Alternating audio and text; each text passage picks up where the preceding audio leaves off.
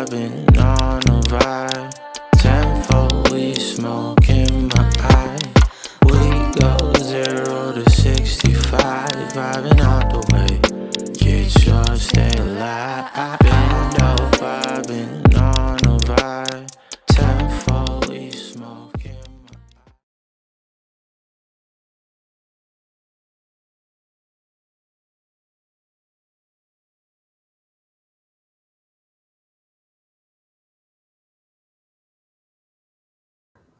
Y'all, I don't know if I'm frozen. Okay. I hope damn, that I where's don't do audio? this again. Is this going to be 4-bit again like it was last night? Oh, I'm so sorry, y'all. Welcome to the Nikey Joe Show. We are doing it on a Thursday night, Nikki at night per se, this time. A little bit later, and today, hopefully, God, I'm not 4 pixels. Today we are doing a super awesome special my first full first line producer interview with Mr. Gonzilla, which is one of our WCR artists, fellow artist, producer, does a little bit of everything, and tells the best dad jokes in the server. So if you want to give us any information about yourself, how long you've been doing music or anything like that. Let's see. I always say my start date is around like 2011. I've been doing music since I was like 13. I started writing rhymes in my notebook in class and shit, and from there just kind of graduated to the whole hip hop forum thing, doing the text rhymes and the text battles and all that goofy shit. And yeah, from there, I've been doing that for a long time and rapped a little bit here and there and didn't really get into the whole producer thing till like 2011 because I got sent to Afghanistan on a contractor job and had nothing but free time. So I'm like, fuck it, I'm gonna buy a laptop and some software and start making beats. Like we had a little crew of guys and we needed some beats. So I was like, fuck it, I got time. I'll see if I can figure this shit out. And lo and behold, I was like, man, fuck rapping. I just want to do this. This shit's way more fun. How long did you rap before you started producing? I guess that's kind of a hard question because I really only recorded like a couple of tracks. But I mean, like I said, I've been writing rhymes since like 13. And that's just something that's kind of stuck with me this whole time. I still got like a little note app in my phone and I'll write bars and stuff in there. Doing text rhymes. You kill it there. Yeah, too. Like, honestly, you have good feedback on a lot of lyrics in there. Well, I mean, unless a lot of it's been BS recently. But. I mean, it's just, to me, it's like Sudoku in a way. It's like a challenge, just coming up with different rhymes and different metaphors and similes and stuff. Like, there's no real like intent to record any of the stuff that I'm writing. It's just more, just keep my mind sharp, I guess. See if you can do it. What you can create. Something. I've never thought of it like Sudoku. That's a really, really good way of putting it. Yeah, I like that. Word games. I like word games. Like the whole like Wordle thing. I was big on that. Scrabble. You ain't touching me on Scrabble. Y'all hear that? Find him on don't they have Scrabble Go? You can like play with your friends now. Mm-hmm. Oh yeah, I came up under the fucking gauntlet of Scrabble with my grandma and my aunts, and yeah, the whole family played, and they're just, I swear they read the dictionary or something. I don't know. They're just crazy with it. They know all the little cheats, you know. If the you little, like, two-letter put all the tiles, and... the little two-letter words and everything, and they can combine them all in a row and get like 400 fucking points, and yeah. It's wild. Yeah, that's kind of where that spun off. But your wordplay comes from almost like, you know, your childhood and playing Scrabble. Even that's kind of that kind of an back. Yeah, and it's kind of like the whole dad joke thing just kind of plays into it. It's, you know, it's just quick-witted wordplay. That's all it is. If only I could freestyle like that. You'd think of it that quick. Yeah, I I don't mean, know. I feel like half the freestyles aren't real freestyles, though. Like a lot of them, I feel like a lot of them are premeditated. Like when they're like shown on TV or stuff like that, or like in the Yeah. reels. Like, I mean, I know some people just go up to the mic and start singing and stuff, but I mean, you go back over it. Maybe I don't know. Maybe I'm crazy. It's probably like a mix of both. I mean, some of it's probably pre-written, when it's like a professional or like, what's that stuff that I keep seeing? Everybody doing freestyles on, like on the radio or something like that. I forget the name of it. But I think a lot of it too is like if you freestyle a lot and you write a lot of that stuff just kind of like comes out of your memory. So it's like it's not pre-written, but at the same time, it's like maybe like a twist on something you've written before. Yeah, I guess you store that much stuff in there. That you start figuring out how to play with it better. Right. Do you do any other things? So you're a producer, you also rap. What else do you do? How do you dabble in music, I guess? Where else? I mean, any way I can, really. I mean, I'll sing in the car by myself because I don't want anybody else to hear that.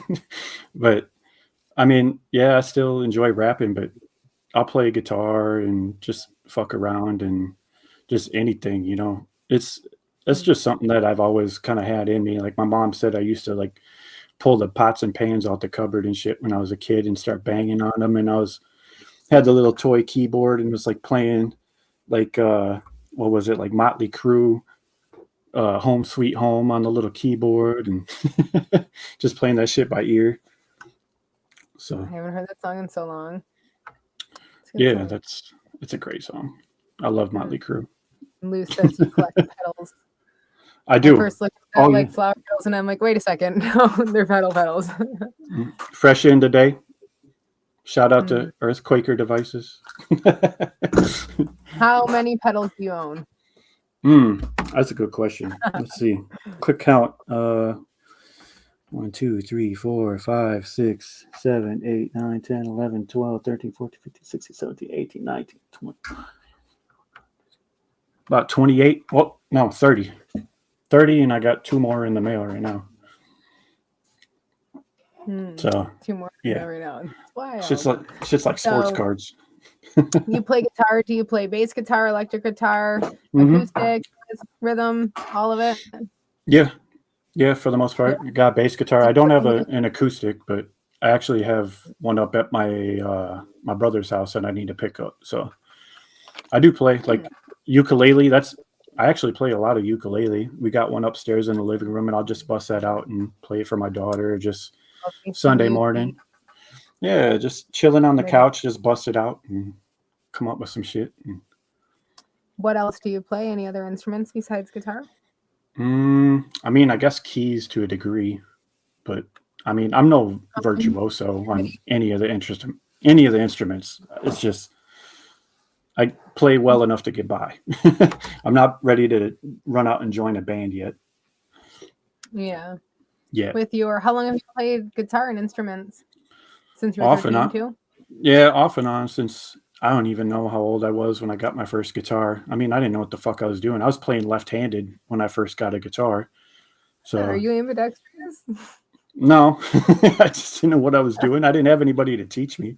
So I mean, everything's self-taught. I never took a music class aside from like the standard shit, but that's wild. Yeah. And your beats that you make, when you do guitars, do you do your own riffs and everything in there and your own melodies and all your beats, or do you sample some other stuff? But you mostly sample yourself? I mean, yeah, I'll sample records and shit on YouTube, but for the most part, most of the guitar is me with a few exceptions. Like I got an old song like way back in the day called So High off of Frank Knight's Free Lunch album that my homie Chris up in Alaska did the guitar solo at the end for. And then on this new Loose Logic record, Bort plays guitar on that. And his dad plays some fucking mean ass harmonica on there. That shit's dope. Great Hey, I song. think that I know what you're talking. I've heard a Mhm. track Luce has played for us where it was we heard the harmonica and it was crazy. It was so Yeah. good. That's the same track. Then that's one of one of my favorite ones that I've ever heard of Luce's. Yeah. Mm. Super That's a great exciting. song. That's one of my favorite Yeah, off the album. super exciting. So Yeah. speaking of the album, so this is why I said I'll hop around with every single question I have. So just be ready. I'm ready. Speaking of the album, so ETA on release date or Mm. TBD on the release date, ETA, Mm. fuck. Um, Yeah. Is he still in so the chat? yeah, he's right here. That's why I figured perfect timing too. Um, so for the album, how involved were you with the album? Is it something that you did every single beat for him on? Yeah, it was. I fully produced it, and then it's just been kind of like more collaborative, where it's like kind of more of a back and forth thing. And then like I've been working with Luce and Bort for years, so we got a really good working relationship. So we're passing files back and forth. Like sometimes like me and Bort are doing shit that Luce isn't even privy to. So we're just doing stuff in the background. But yeah, Bort's a fucking awesome dude to work with. So Luce too. I Definitely. mean, just really professional and yeah, pleasure to work with. This album's just been a breeze on my end, That's anyways. I can't speak for Luce, but I yeah. mean, he brought it. Like, I think this is his best work to date. So maybe I'm So biased. oh, I'm so sorry. No, you're For good. the this album, what do you think is your the actual direction of it from your perspective, from being the person that literally handcrafted the beats, the the Hmm. heart of it, uh, from your perspective, I guess, where do you see the direction of it and the sound of the project so far? Um, I mean, I What? think the album title kind of encapsulates the whole thing. I mean, capsize. We didn't really have a direction going into it. I don't even honestly remember which song was the first one we started on. How long Um, have you guys been working on this? that's a good question. I think I want to say a year, maybe, Nice. give her, That's not yeah, something like that. I think it's been a bad. year. Nice. Yeah, but I mean, the nice thing about working with Luce is he's one of those artists where I can send him like literally fucking anything, and I know he's gonna kill it. So Hmm. I'll try and test him a little bit too. I don't try to like cater to him, and you'll hear that on the album too. Like there's some stuff that's like not really, I would say, is in his wheelhouse, Hmm. but it is at the same time because he obviously killed it. So it's just not what you would typically expect, in my Hmm. opinion. I think a lot of people kind of, I wouldn't say pigeonhole him, but he can do the double time and you know has that West Coast influence. So you kind of assume that he would stick to like a certain lane, but he's like all over the fucking place on this album. Like he sings on pretty much every hook, and yeah, it's I don't know, it turned out really fucking dope, and I'm just glad to be a part of it. Glad to provide a canvas, and just honored that Luce would even let me produce a whole album at this point, knowing that he's got, you know, RZA and Alchemist and all these guys in his back pocket. You can just call up. How did this whole collaboration come about, and what is your favorite thing about working with Luce? Hmm. I'm not really sure how it came about. I mean, we had tossed around the idea of doing another album because we did an EP back in 20 shit. I should have looked that up. We did an EP called Open Door Policy. It was like 5 songs. I want to say it was like 2017, 18, maybe later. I don't know. Maybe he can answer that, but yeah, we did that.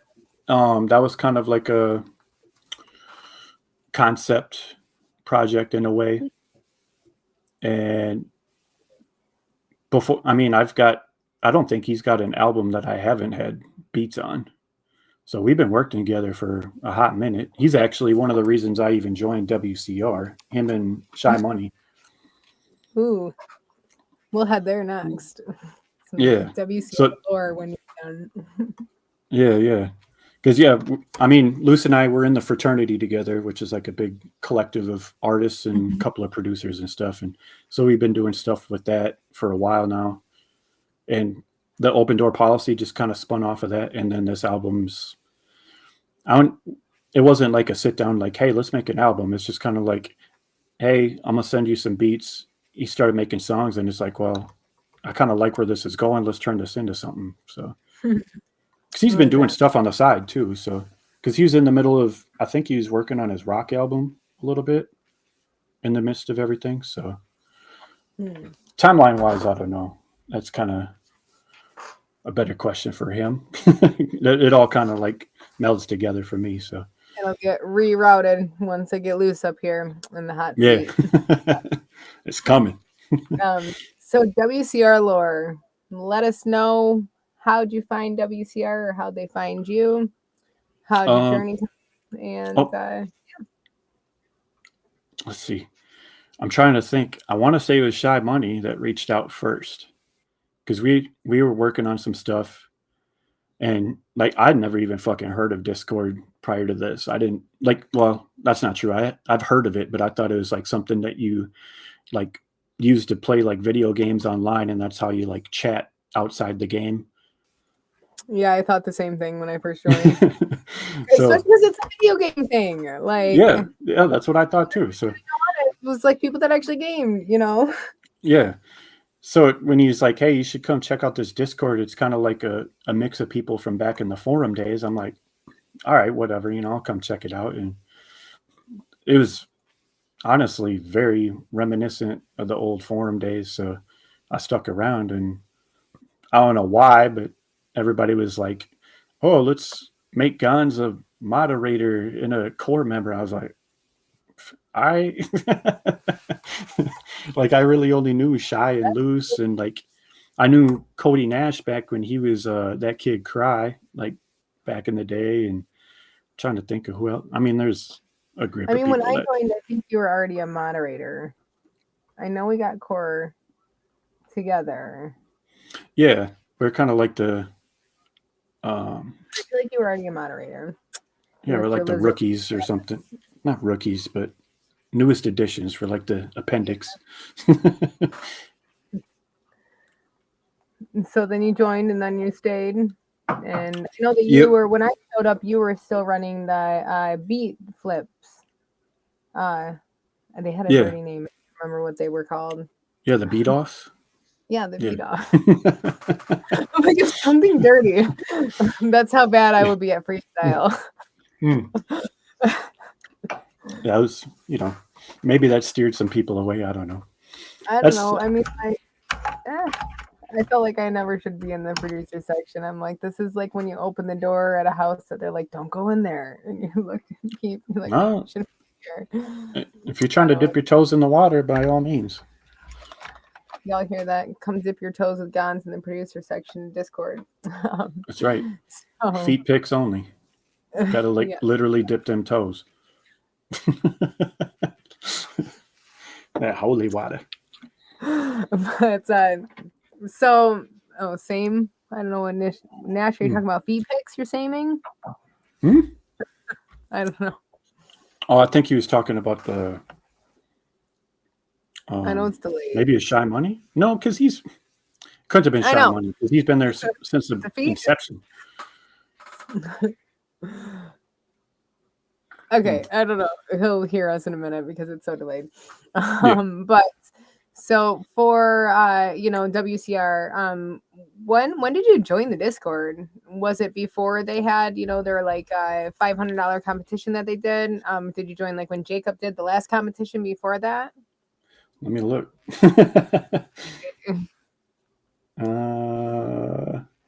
I know you obviously, even when I joined, you were already a staple in the community. Like you were Gonz, like you were one of my favorite people because you always had the most like simplest ridiculous joke.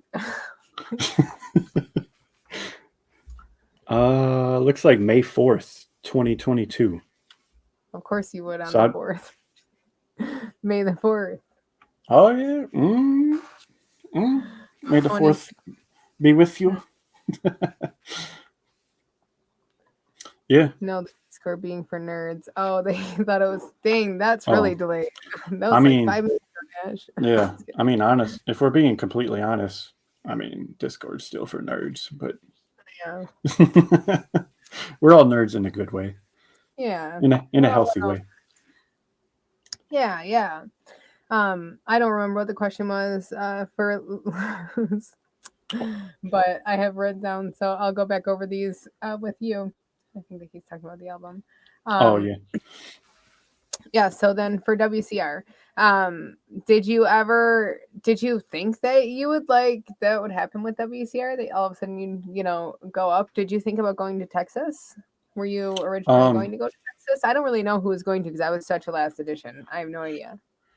yeah.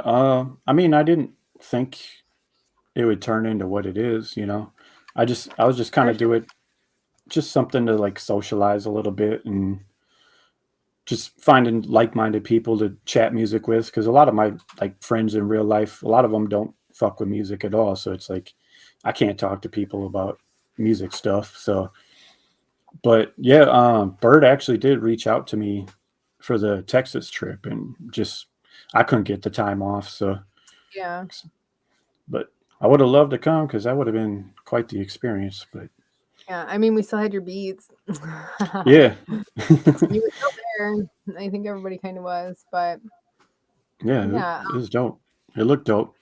I definitely understand, not having, people around that like you do music with because like especially if it's, for I feel like a lot of us here at WCR, it's something that like it was either really prominent before or it's really prominent now, and but there was like a lapse in it, so we all probably have these friends that aren't really just straight up music people that like if we were in bands or whatever all throughout our 20s 30s then might be different, but Right. it's hard when you are like, okay, this is what I'm doing, and like I can't even be like share it with someone. Right. It's shit. I It's definitely it's that's like why it's great. yeah, it's nice to have that little community, especially like moving here because like my hometown's got a pretty good like underground hip hop scene and just live music in general. Where's And your hometown? moving Mankato, Minnesota, so it's just a decent sized college town. So of course the Mm-hmm. college brings a lot of like artsy types and stuff. So the Yeah. live music has always been popping there. Like the punk scene was really big in the 90s, and there's just always been something going on. So moving to Rochester, which is a bigger city, but there's like literally no music scene aside from like cover bands playing at breweries and shit like that.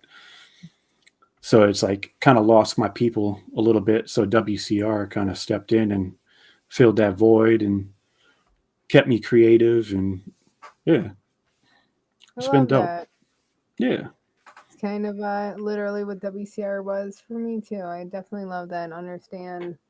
I mean, I just move everywhere, but that's you know, and like with WCR and work and music and everything else too. How do you balance everything? Like you have a whole life too on top of it. How do you Yeah. balance everything?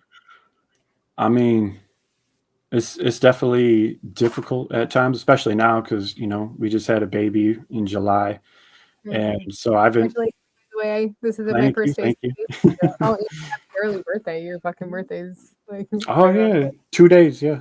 corner. um, but yeah, I mean, before my daughter came, I was pretty much just getting up like 2 hours before work every day and work on beats and work out and go to work. And then on my lunch breaks, I'd have something with me, a little beat machine or something, and do beats on my lunch break. And then, Sunday afternoon when it wasn't football season, come down here and work on some Yeah, shit. But now that's I'm, gone. yeah, I mean, not really. I mean, it's a phase, you know. My Mm. daughter is young, so once she starts daycare and school and all that, we can get into a routine, and I can get back into it again. And For sure. I'm talking about because football's back. Your oh Sunday. yeah, yeah, yeah. I mean, if it comes between football and making beats, I'm gonna be down here making beats and watching football. So I mean, yeah, have that shit on mute. That's what I did during the basketball season too. So wild.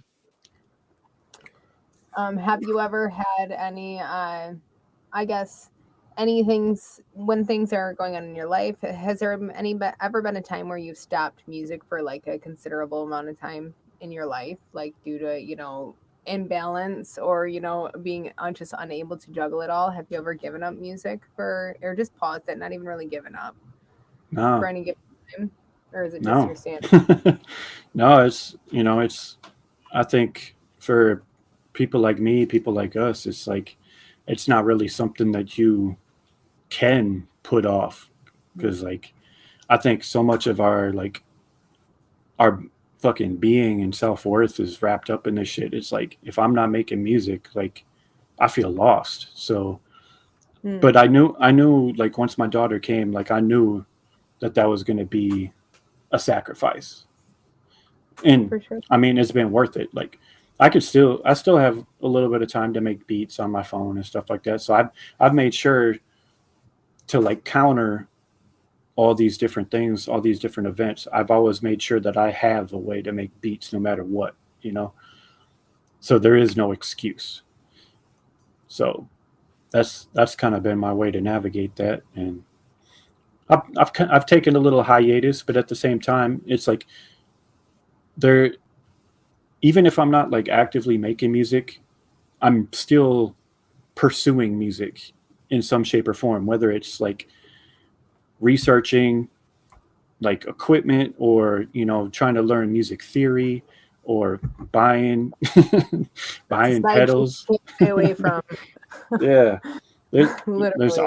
there's always something. Like it's Yeah. just I can't shake it. Like I'm gonna be that dude. I'm gonna be fucking 65 years old still making beats or doing something. Maybe at some point in time I'll move on from hip hop and fucking join a band or start a band or something. But Yeah. I love that you look at so many different opportunities. How do you keep that open mind of opportunities and possibilities about, music? How do you keep that so, I guess, live? um I think a lot of it just stems from the fact that I listen to so much music, so many different kinds of music. Like I don't like I love hip hop, but I don't listen to hip hop 24/7. Like if I'm checking for new albums, hip hop albums are like the last ones I'm looking for. Not to say that I listen to like everything. Like I'm not out there bumping Ariana Grande and shit like that, but like my first love was rock and roll and heavy metal and then came hip hop. It's just to me at the sake of like I'm not trying to like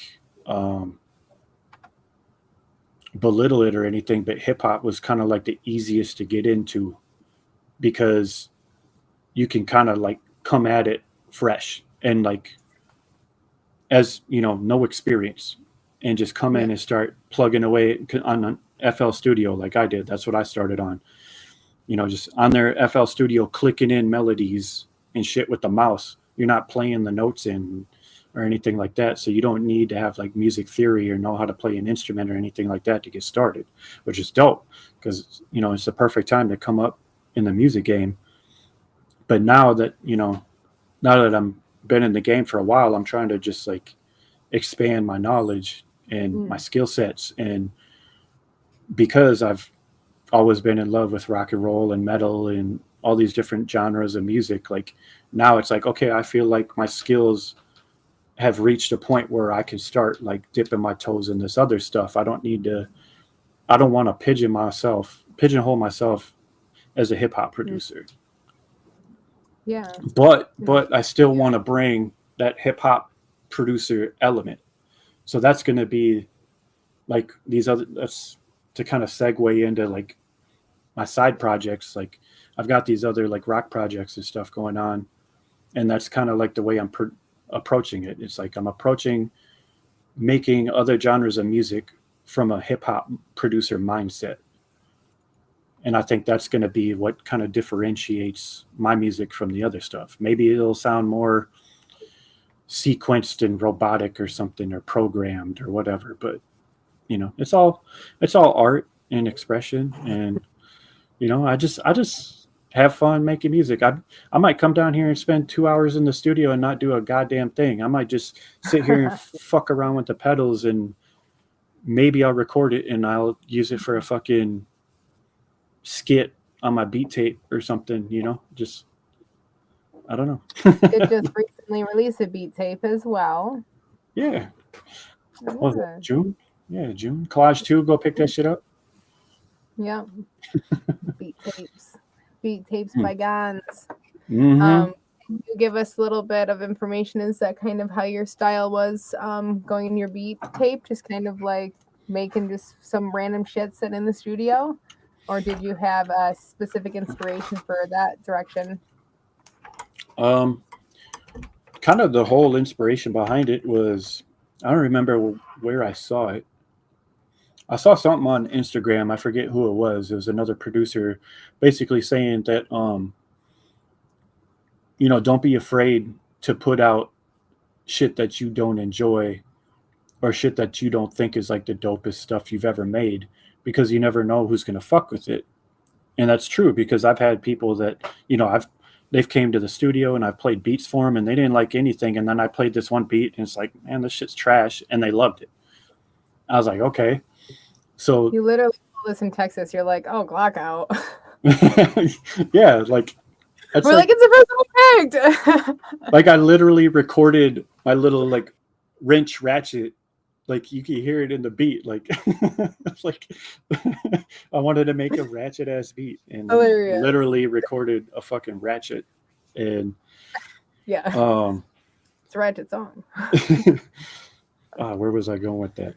Oh, sorry, didn't interrupt. It was just like proving your point of like release, you know. Yeah. But yeah, the whole idea behind collage is that I've been sitting on all these beats that I've, you know, shopped countless times and nothing ever happens with them. Excuse me. And I just figured, you know, I feel like this shit should be heard, whether I think it's the dopest stuff or not. Maybe I can squeeze it together and just kind of make like some kind of compilation of all these beats, and then just sprinkle in, you know, some of my better stuff, or what I feel is my better stuff, to kind of like round things out. And that's kind of what started the whole thing. And then it's like, okay, if I'm going to do this, how am I going to tie all these different beats together? Because, you know, one of the things I've kind of prided myself on as a producer is I don't really have like a sound or like a lane. I don't just make boom bap. I don't just make trap. I fuck with everything. So how can I glue all this together? And that's literally what inspired it. It's like, oh, cutting up pictures and gluing them together. It's a fucking sound collage. So then I just went on YouTube and dug through my records and started finding all these weird ass clips and just glued everything together. And that's it. That's all it is. You just glued it together, slapped it on there, and called it. I mean, there is definitely once I had kind of like an idea of where I was trying to go with it, that's where things kind of like fell into place. But aside from that, it's like, these are just, a lot of it is just beats I had laying around, or just new shit that I've been hiding. That's cool. Yeah. I like that. With that, do you think that with this beat tape being released, have you ever released previous beat tapes? How many have you? How many have you released? Let's see. My first beat tape was what was it called? Winter Break. Winter Break. I released that. God, had to have been like 2015, 2014 on Dat Piff. Still out there, I'm pretty sure. I think that's the only place I actually posted it. And then let's see, after that I had Nose Candy Volume 1, which is kind of weird because I never made it Nose Candy Volume 2 or 3 or anything. I mean, like, you grow out of that shit, you know? Yeah. And then let's see. So you got that one, and then I think I did Smell No Evil, and then Pocket Change, and then then we started on the collage stuff. How do you feel like collage reflects your growth as a producer compared to your previous works? I think it kind of showcases more of the versatility and just kind of, um, just the, All the sides of guns. yeah, it's, I got like on the latest one, I just got this one skit where it's just, I literally played 3 notes on a synthesizer running through a bunch of pedals and let it run for like 2 minutes, just twisting knobs. And that's it. It's like, that shouldn't be on a beat tape, but it is. And just kind of like showing off aside from the versatility, just like the sound design and the use of like textures and samples and just, you know, Yeah, for try. sure. I think there's super important thing that a lot of producers don't pay enough attention to. Yeah. I think I've kind of steered away from making beats to rap on. I'm kind of more focused on making beats that just kind of fill the stereo field and are like interesting to listen to. You could still rap on them too. I've actually tossed around the idea of doing like, not like a remix, but like getting people to rap over these collage tapes and shit. Piece them together themselves. Yeah. I like that. And then just, for your beats, do you feel like you're kind of getting more into? I feel like with a lot of your beats, I mean, almost all your beats that I've heard, they tell a story a lot of the time. Do you feel like you're getting more into that side of, beat making rather than just, the typical things because you're getting more comfortable with everything and learning things and trying different things out, that you're getting more eclectic, I guess, with that? probably. I think I wouldn't really say that I sit down and like make a beat that's like, okay, I'm trying to like express something. Cause like the way I make beats is, I don't know, it's probably not unorthodox, but I don't like sit down like, oh, I'm gonna make this type of beat. I just like, I sit down and I just pick a starting point. It might be drums, it might be synthesizer, it might be a box of records. I just start somewhere and see what happens and let the music tell me where to go. And I'm just listening, kind of like the whole trained ear thing, just listening for something that's interesting and piques my interest, and I just kind of spin off of that. But yeah, I have always been more drawn to music that evokes emotion, and I think that kind of like carries a lot of times. So I guess maybe that's what you're hearing. It's not necessarily like I'm trying to like tell a story. Journey. You do a really good job with your arrangement and structure of your beats. I feel like they're easily, followable, or they do feel like a journey. Because I've heard a lot of your beats on the review show with, Passive on them, and I've heard them alone and with Loose and with a lot of people. So I feel like a lot of the times your beats definitely do have an aspect of a journey.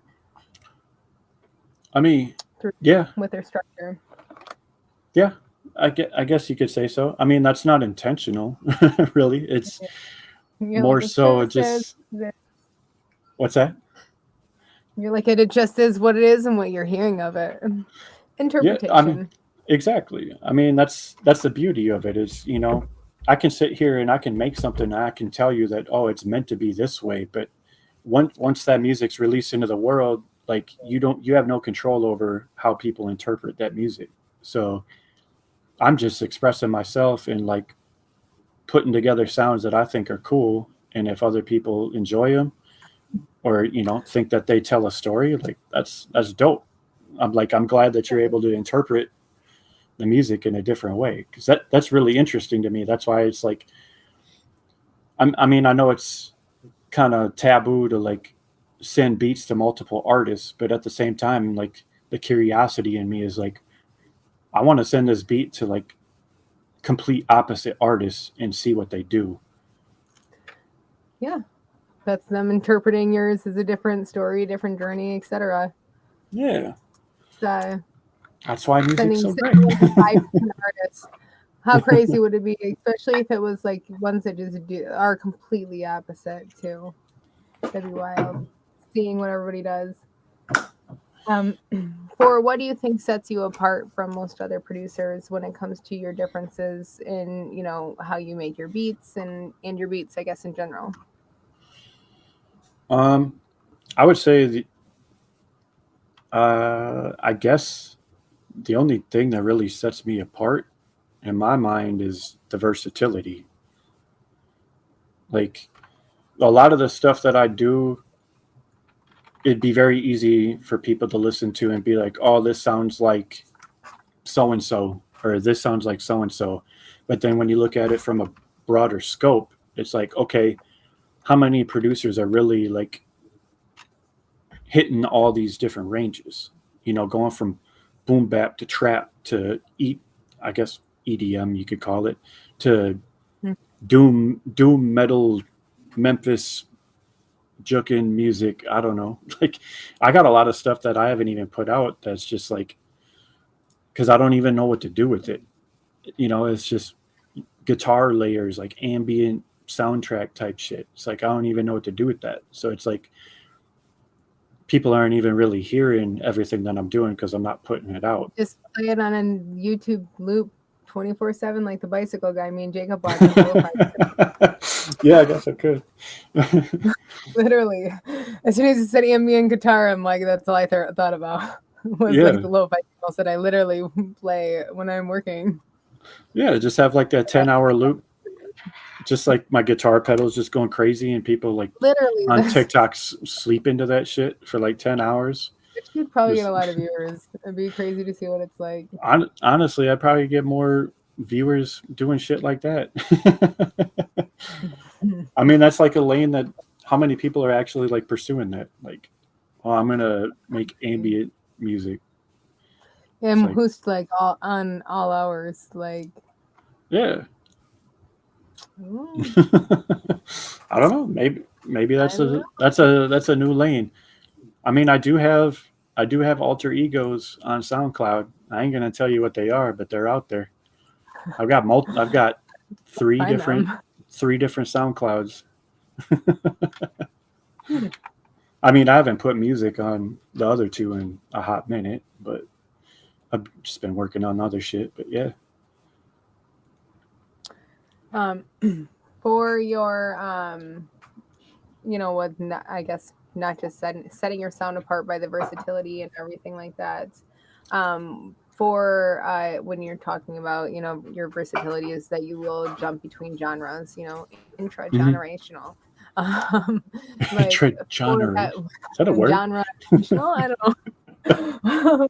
So how do you feel like or what do you feel like are your favorite genres to like work with to make beats in? I know that it seems like you're over the hip hop genre. I I wouldn't say that I'm over it. I mean, mean, just you seem like you want to have yeah. more fun and try other things right now. Like you have that one, I guess, mastered. So I guess what are your favorite genres? Shit, I won't even go that far. I wouldn't say I got it mastered. I'd just say that there isn't too much that I haven't done within hip hop. Within the confines of hip hop, there ain't a whole lot that I haven't done.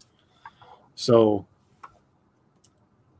I'm kind of losing my train of thought. I do it all the time. So with that, not that you haven't mastered, but I guess your personal favorite Oh, genres.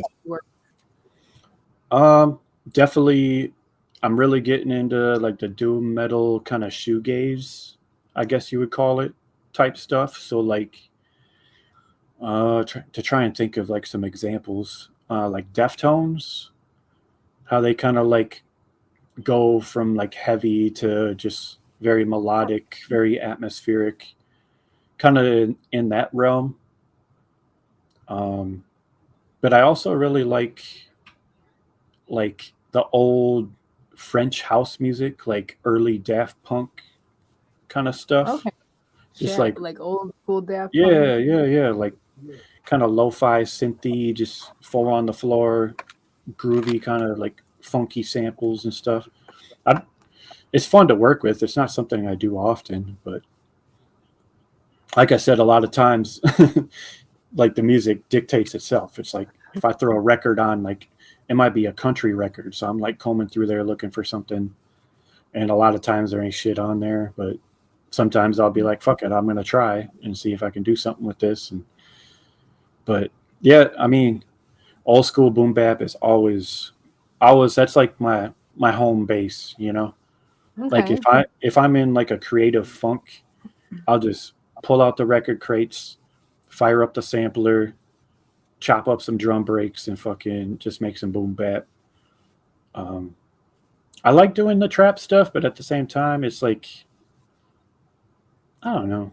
It's yeah, it's cool and all, but I don't know. It doesn't do much for me. I love trap music. Like I'm a big fan of Yeah. it, but it's one of those.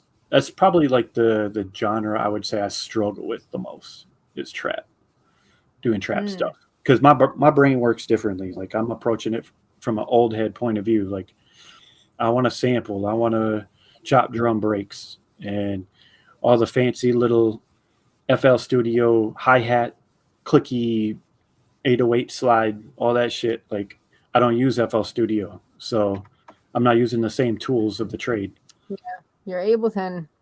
Team Ableton, Ableton. shit, I don't even use that anymore. I'm pretty much all Oh, hardware at this point. fuck. Just kidding. I mean, I'm still a Team Ableton, but I do have FL Studio still. Yeah. Free updates for life. You know, can't beat I that. feel like you're one of the only producers that like I know that like records like your own like guitars and stuff. No offense to any producers that might be listening at this time, but like just that you're just this like you're so like raw creation, I guess. I feel like there's not that many that actually do that. Maybe, I mean, I wouldn't say it's like a lost art. There's definitely people still doing it, and I encourage like all these young producers to pick up an instrument and just Mhm. fucking everybody sucks the first time they pick up an instrument. I still think I suck at guitar. It's just Man. I know how to record. I know all the little studio tricks and shit, so I can I can fix some sloppy playing, and I know all the little. It's taken a long time to learn, but like just like nailing the tone of a lot of like classic guitar sounds and stuff like that. There's a lot of like little intricacies that you're not going to pick up right off the bat. But yeah, I highly encourage these cats to pick up instruments and fuck around and learn something. Don't just sit there and click in melodies all day long. You said fuck around and learn something. Fuck around and learn something. The more Guitar's you hard. know. You know. Mm. You do bring up, when you get into creative funk, you throw on some boom bap. And Or buy kind of pedals. get that out of. That's what I was gonna ask, is that the only thing you do to get out of creative funks if you're ever in them, or blocks or moments when Oh, there's just a little bit of a lack of inspiration? I mean, Boom yeah, bap and pedal. yeah. I mean, I definitely get them. During those. No, I'm not. What? I'm not taking shots. Oh. I totally pinned that on there though. Except that's Og said, one shot per gifted sub. Let's go. No, I'm sipping. Oh, here, let me Shit. give a free shout out. Shout out to Rock Filter Distillery, Spring Ooh. Grove, Minnesota. This shit is fire. He'll have a sip. Oh, yeah. One sip every time. 113 proof. Delicious. Makes your lips smack. I'll eat a bite of cake every time. Just kidding. What? A bite of I will cake? probably puke by the end of it. That'd be crazy. You have a cake? You just have a cake Yes. on standby? Shut up. Let me. Why? Okay. It was on clearance. All right. Eating some cake. All right. But shit, where were we? Damn it, guys, with your chin-chings and stuff. Distracting me. I knew I should have closed the chat. Creative blocks. Creative blocks. Oh, yeah. Creative blocks. Get through them with boom bap and buying pedals. Well, I mean, during the creative block, that's when I kind of do a lot of the more boring aspects of producing, like mixing, cataloging, fucking organizing, maybe hunting for samples. Like I'll pop on YouTube and just start going through some of my usual digging spots and just liking videos just for later. So when I am feeling more inspired, I have like a whole fucking crate of shit to go through. And then I can, because I mean, like I was saying before, my time to create music is pretty limited. So I've really kind of, the one thing about being experienced with it is you really kind of like fine tune your process and make it as efficient as possible so you can do the most with as little time as possible. So that's kind of like, that's where the experience comes in. And just learning so many different pieces of equipment. It's like, I feel like I could walk into any studio anywhere and make a beat. It's like, oh, you got this machine, you got this. I know how to work it. I'm good to go. Let's fucking roll, baby. That's wild. You know how to use so many machines. What is your favorite piece of equipment you own? Right now, my Akai Force. I don't think you can see it. Maybe I can do this without unplugging myself. But this guy right here. That's the one right there. Oh shit! What did I do? I don't know. That thing is huge. It's a good size. What did I do? Okay, we're back to Size. oh, That's no, like we're leaning. All right, we're got it. rocking. Good. What's that? I said you good. Yeah, I'm good. Okay, got that. I just slide off. If I slide off, Yeah. I apologize. Yeah, the Akai Force is kind of my. You What's said that you said that you would do a studio tour. I'm like, nobody's done that yet. They're calling for it in the audience. Your Akai's your favorite. Sorry. Yeah, I mean, I could probably do something.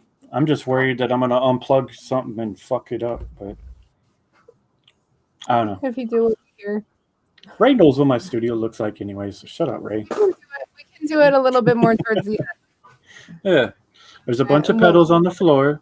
There's some machines We're not over here. guys, so There's in some shit like over 20 here. minutes, maybe. Yeah. But so your favorite is your Akai. So that thing does everything. Yeah, it's like an MPC meets Ableton in a way.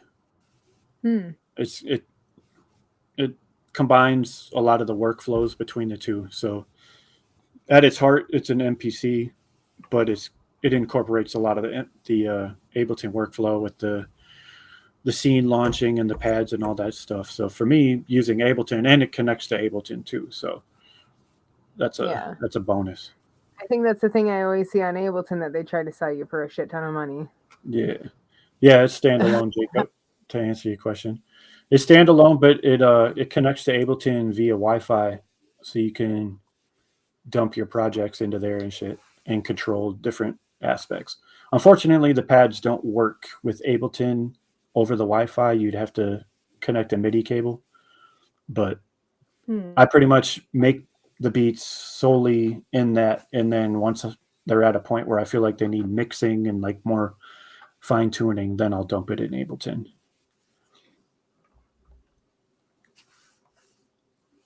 So yeah. Confused. But I got other machines too. You know, I got like So you make the beats on there, and then they show up in Ableton. Like when I use my MIDI, right, in Ableton, yeah. does it as I'm going. Yeah. I But can that I can do it that way, That's but crazy. That just does it without having.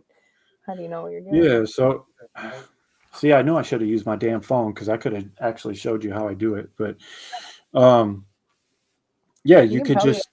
just do Yeah. shift. You just hit like shift. It's a shift control, and it switches it to controller mode, and then it flips over, and then you can control Ableton from the machine wirelessly, and like you can. So then what I'll do is I'll like arm tracks to record, because I don't do the whole like file transfer thing like a lot of people do, because I could just plug a USB cable up to it and just dump the whole project into Ableton that way. I don't like doing it that way because I got all this hardware that I like to run shit through. So I'll just switch over to controller mode and arm the tracks to record, and then launch them and record them into Ableton that way, and then go from there. So it's a controller in a way, but and then I got this thing too for Ableton. Which way am I going here? That's crazy. It's a little launch pad, and then I got my keyboard. The keyboard's all MIDI'd up to go through the samplers. Is that the and into Ableton the push interface. thing that they have?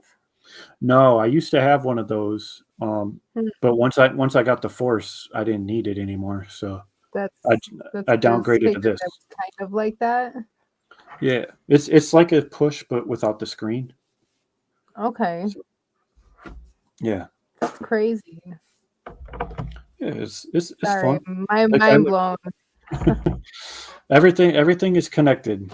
Everything that you can't see it, but everything in here is connected somehow, some way, either through MIDI, through audio.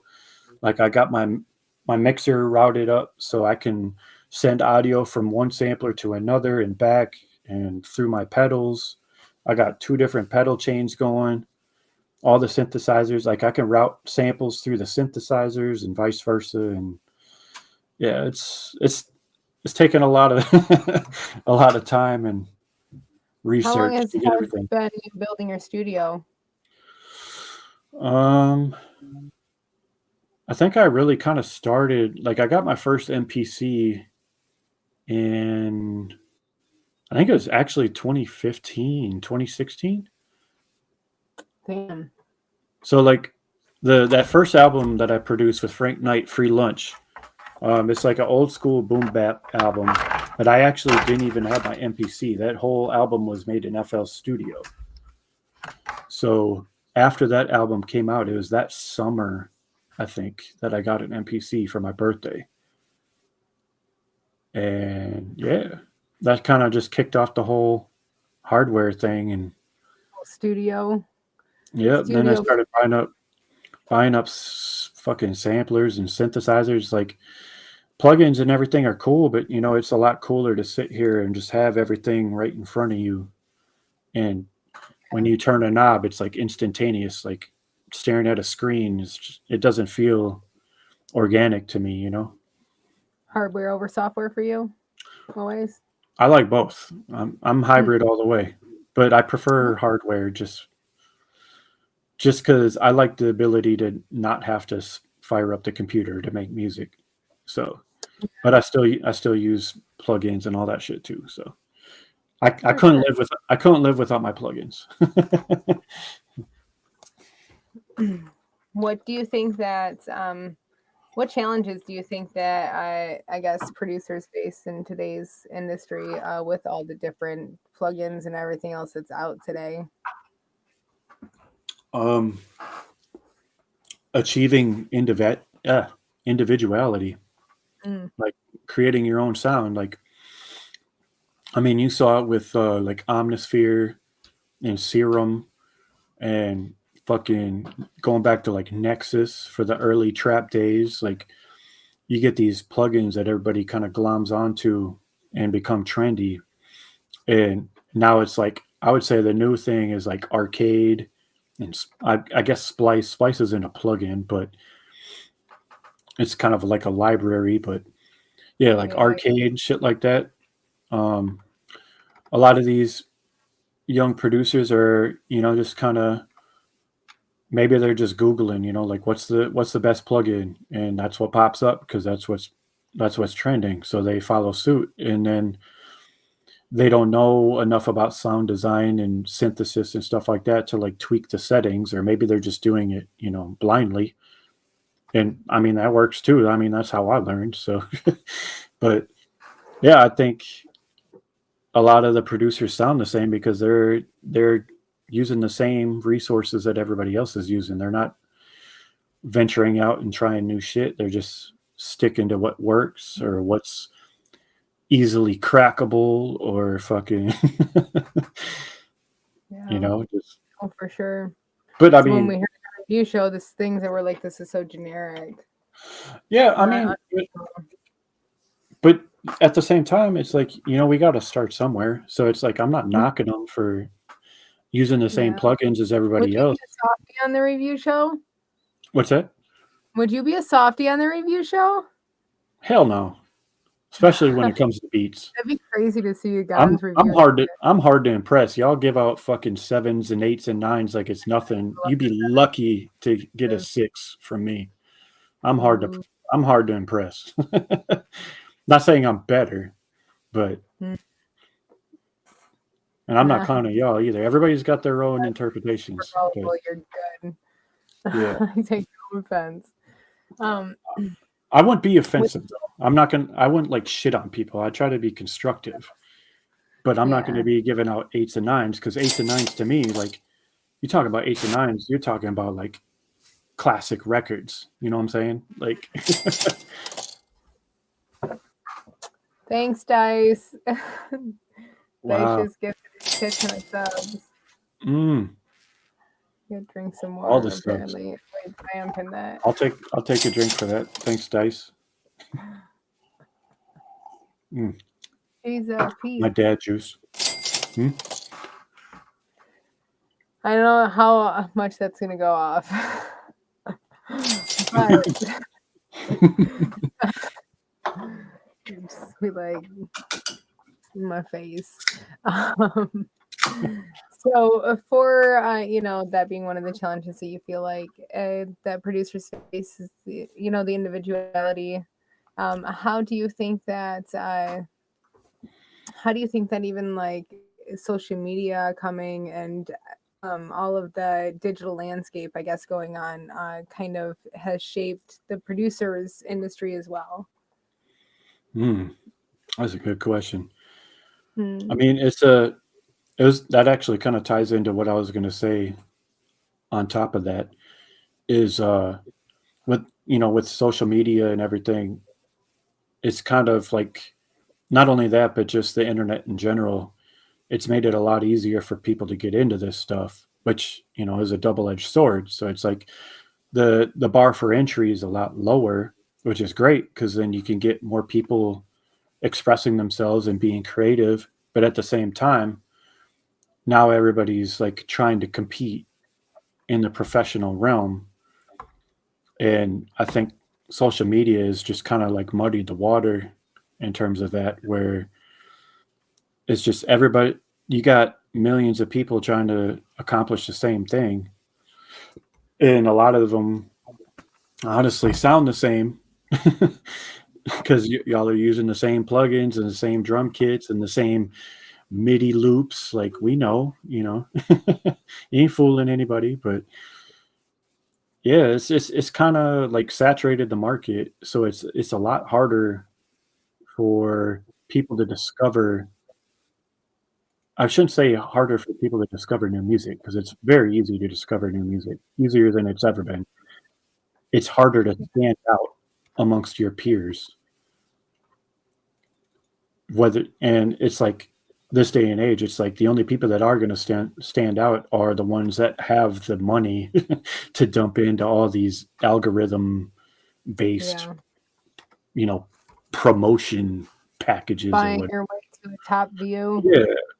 Yeah. Yeah, boosting your post to stand out amongst the others and sponsoring and all that stuff. It's How like, do you think like Spotify shit, you know, that stuff affects that too? How do you think that yeah, does on that end of it like with the streaming?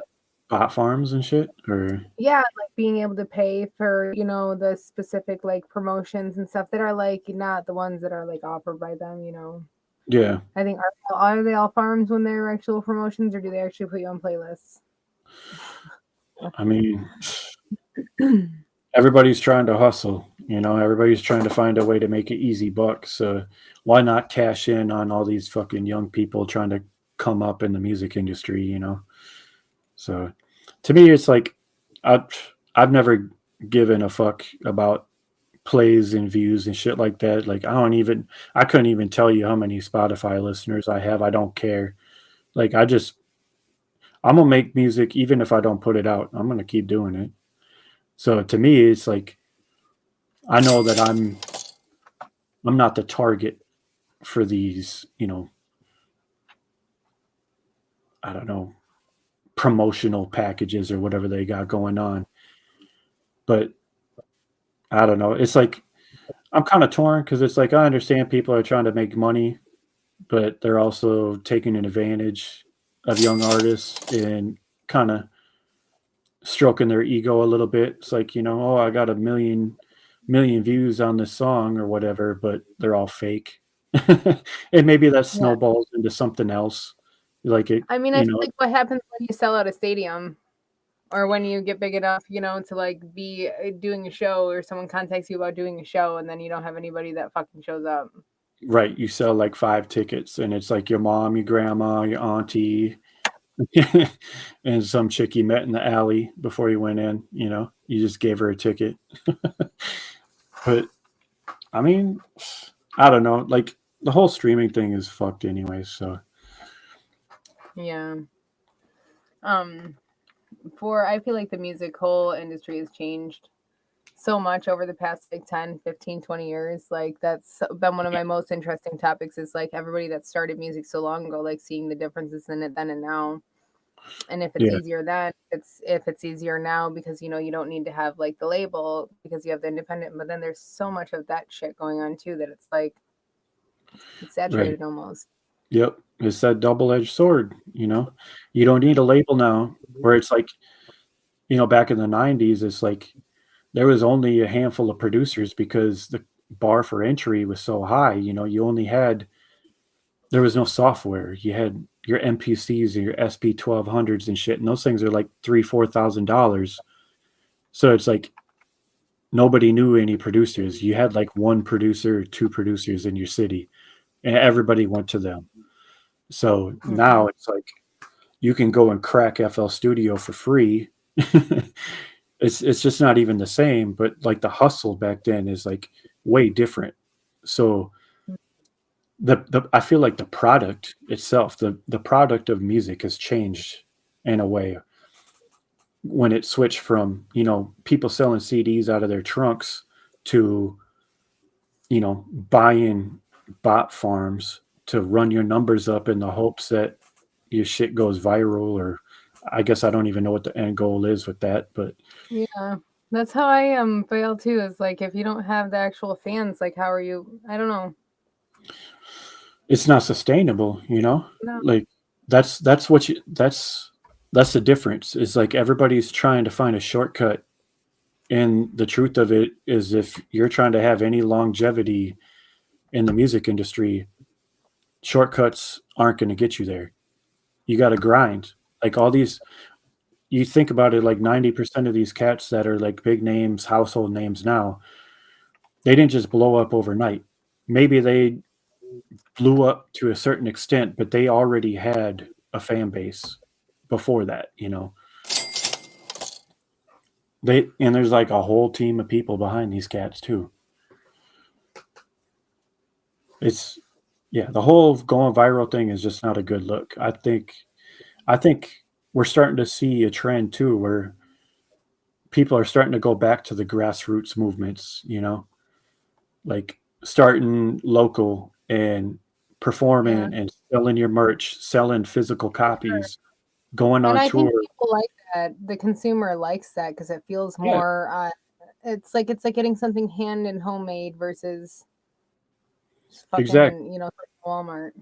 Exactly. It's like going to the farmer's market versus going to fucking Walmart, you know? Right. You know that tomato, maybe maybe you can't taste the difference, but you know that that tomato was made with love, and that one over there was made with like fucking Genetically modified. pesticides. Yeah. It's, it's not quite the Hmm. same. I mean, it'll taste the same on your BLT, I'm sure, but So going back to, I guess, the way music was, what were some of your biggest music influences growing up? influences as far as like production. Yeah, production or rapping. You did start with writing, even. Yeah. I think my earliest influence was Too Short and Easy E. Like I grew up on that old West Coast gangster rap. So yeah, the whole Jive Records, Sick with It, like E40, Too Short, Death Row Records, Ruthless Records, all them cats, fucking South Central Cartel, fucking Compton's Most Wanted. Like that's the shit that I grew up with. Dog Pound was like a huge, Coast gangster rap, yeah. G-funk. So yeah, the G Funk. So like Dr. Dre, Ant Banks, DJ Quick, um, DJ Unique, who produced like the first like Bone Thugs records and a lot of Easy E stuff. They were all big influences.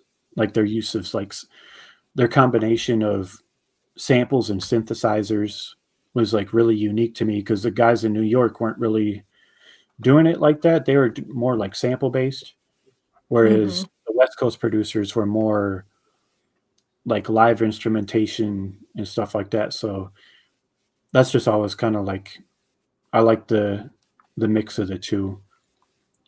Like I actually didn't even get into New York hip hop until like like Biggie, Biggie and Mobb Deep. Those were like DMX.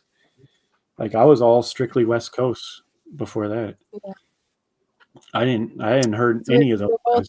Midwest, but I feel like, Michigan's more the East Coast, you know? Yeah, pretty much. I mean, you guys are like a stone's throw from New York, so Hmm. Yeah, you can take the Lake Erie over there and go across yeah. Canada. I mean, I heard the stuff on the radio, like the Vanilla Ice, the Tone Loc, the fucking God, who else was even MC Hammer, shit like that. But yeah, I was all my the whole thing that kind of started it was my cousin was in the Navy and he was stationed out in Alameda, California, and he came back and like brought a whole bunch of like underground rap tapes with them. And we just ride around in my aunt's Lumina blasting shit, drinking 40s and just doing stupid shit. I was like seriously like 13, 14. I had no business doing that shit, but No business yeah, doing anything at that age either. yeah. I mean, so that was yeah. So like, I would say probably Dr. Dre is probably my biggest influence. The early Dr. Dre, not the. I mean, he's still dope on like 2001, but like the Chronic, Doggy Style, like that shit. That's Old Dr. Dre. yeah. That's my probably earliest like production influence, and then like Premiere. Once I started getting into New York stuff, Premiere, Ninth Wonder, Alchemist, like the early Alchemist stuff. Um, there's this producer. I'm not sure where he's based, but legendary Trackster. He is a producer for like Do or Die and Twista. We Hmm. were we were big into that around here. Them and like Bone Thugs and all that. And yeah, trying to think of who else. I mean, I was big into like the No Limit stuff, so I can't sit here and act like like Manny Fresh or like Beats by the Pound, KLC, like all those cats, like all that stuff. Just influences everywhere. Plus all the rock influences. Like I grew up on like 80s hair bands, and like Motley Crue was my favorite band as a kid. Then like Nirvana and Green Day and Metallica. And, yeah, I don't know. My shit's all over the place. Led Zeppelin, big Led Zeppelin fan. Black Sabbath, and Do you feel like your rock influences come out in your beat production more than your rap or hip hop influences? hmm, Or do you think that it depends on what genre you're going for? that's I've never really thought about that. Um, maybe, maybe more Maybe. so, maybe more so now, just because I am kind of like trying to focus on more rock, not rock centric, but just like that Variety. kind of approach. Yeah. But Hmm. yeah, I guess no. I mean, overall, my goal is to kind of like stop sampling. That's my Yeah. overall end game. If I had to, Would you say that's like every producer's end game? Is that like a typical goal as a producer, is like to be able to just make everything you have from scratch? maybe, yeah. Yeah. I mean, not to say that I can't, because I've got countless beats that aren't sampled, but sometimes the weird thing about sampling, well, not weird thing, but the textures that you get from sampling a record and then like altering the pitch and chopping it up and rearranging it, that's something that you can't play live. Like there's no instruments that can sound like that. It's got to be Yeah. made that way to achieve that tonality and texture. So eventually I would like to get to the point where, yeah, I'm sampling myself to make it sound like it came off a record, which I've done before, but Hmm. I'll probably still always sample to some shape or degree. Yeah. I feel like that's part of the creativity though too, is like, seeing something or hearing something like, for me when it comes to writing, like I could see something and it could just trigger like this whole scheme in my head, but like you could hear Yeah. something and like, okay, the sample, let me sample this and it triggers this whole scheme in your head. It's almost the same thing, I feel like. Have you ever tried sampling before? Yeah, once. Just one. Those fake boobs. I sampled fake boobs for a booby. Are you talking about cake again? Or? No, like they were like in someone's implants, and the way that they went together when I selected them together sounded so cool. It was when I What? first joined PCR, New Year's Eve, 2023. Do you still got the file? I feel like that'd make a nice snare drum. Yeah, I think I do. It was like they were like, and then I did like some smacking on them. Oh, shit. But it was That's fun, awesome. and like I take a lot of videos, so there's always like I make so many weird sounds too. I could probably sample so much shit for my videos. Or like Seriously. we need to sample Rogue from Georgia saying, Oh, man. "Open book." Get to ride. Gatorade. That was crazy. Oh, man. That was good Not, time. I mean, it's, a lot of people experience a lot of stuff. It'd be kind of interesting if people just like, I've almost thought about like having people like Rogue works in a factory. It's like, hey, I'm going to send you this field recorder, record some fucking sounds from work and send me the files. See if I can do something with them. My little spinning carousel horse from when I was little too. It's like a creepy music box. We sampled that before I packed it. Jacob had me sample it. We actually played that in Georgia. Ooh, I bet that could make some dope shit. Just like throw Yeah, some like pitch modulation on there, make it kind of and there's like a creepy. part of it where I'm like cranking it because it's a crank one, but you can hear like the mechanism in it, like going. So, Yeah. but and that slows down. So it's I don't know what BPM it is, but I do definitely have it. Oh, that's okay. We don't need a BPM with Ableton, baby. We can throw some warp markers on that shit, and we can make it whatever BPM we want. You just do whatever. There's no rules. No rules. Did I? The other day. So I have sampled that too, but Jacob had me sample it with my mic, and I just like let it sit here. Like, let me record this. I mean, I guess like if you think about like audio production, you know, I went to school for broadcasting, so I made commercials. So I'd like bang my keys off the table and like you know, try to make different sounds, like clink bottles together when I did a Miller Lite spot, like you know, things like that.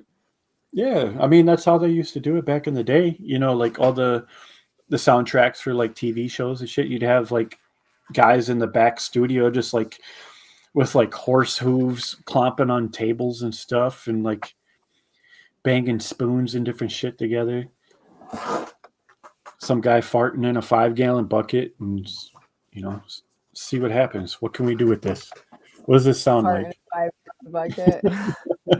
I would probably make like replace Tom's with it or something. Yeah. Like all this fart in a 5-gallon bucket. It sounds like a guy falling into quicksand. Let's use it. Half of the bass that we get sounds like farts anyways. Yeah, that's true.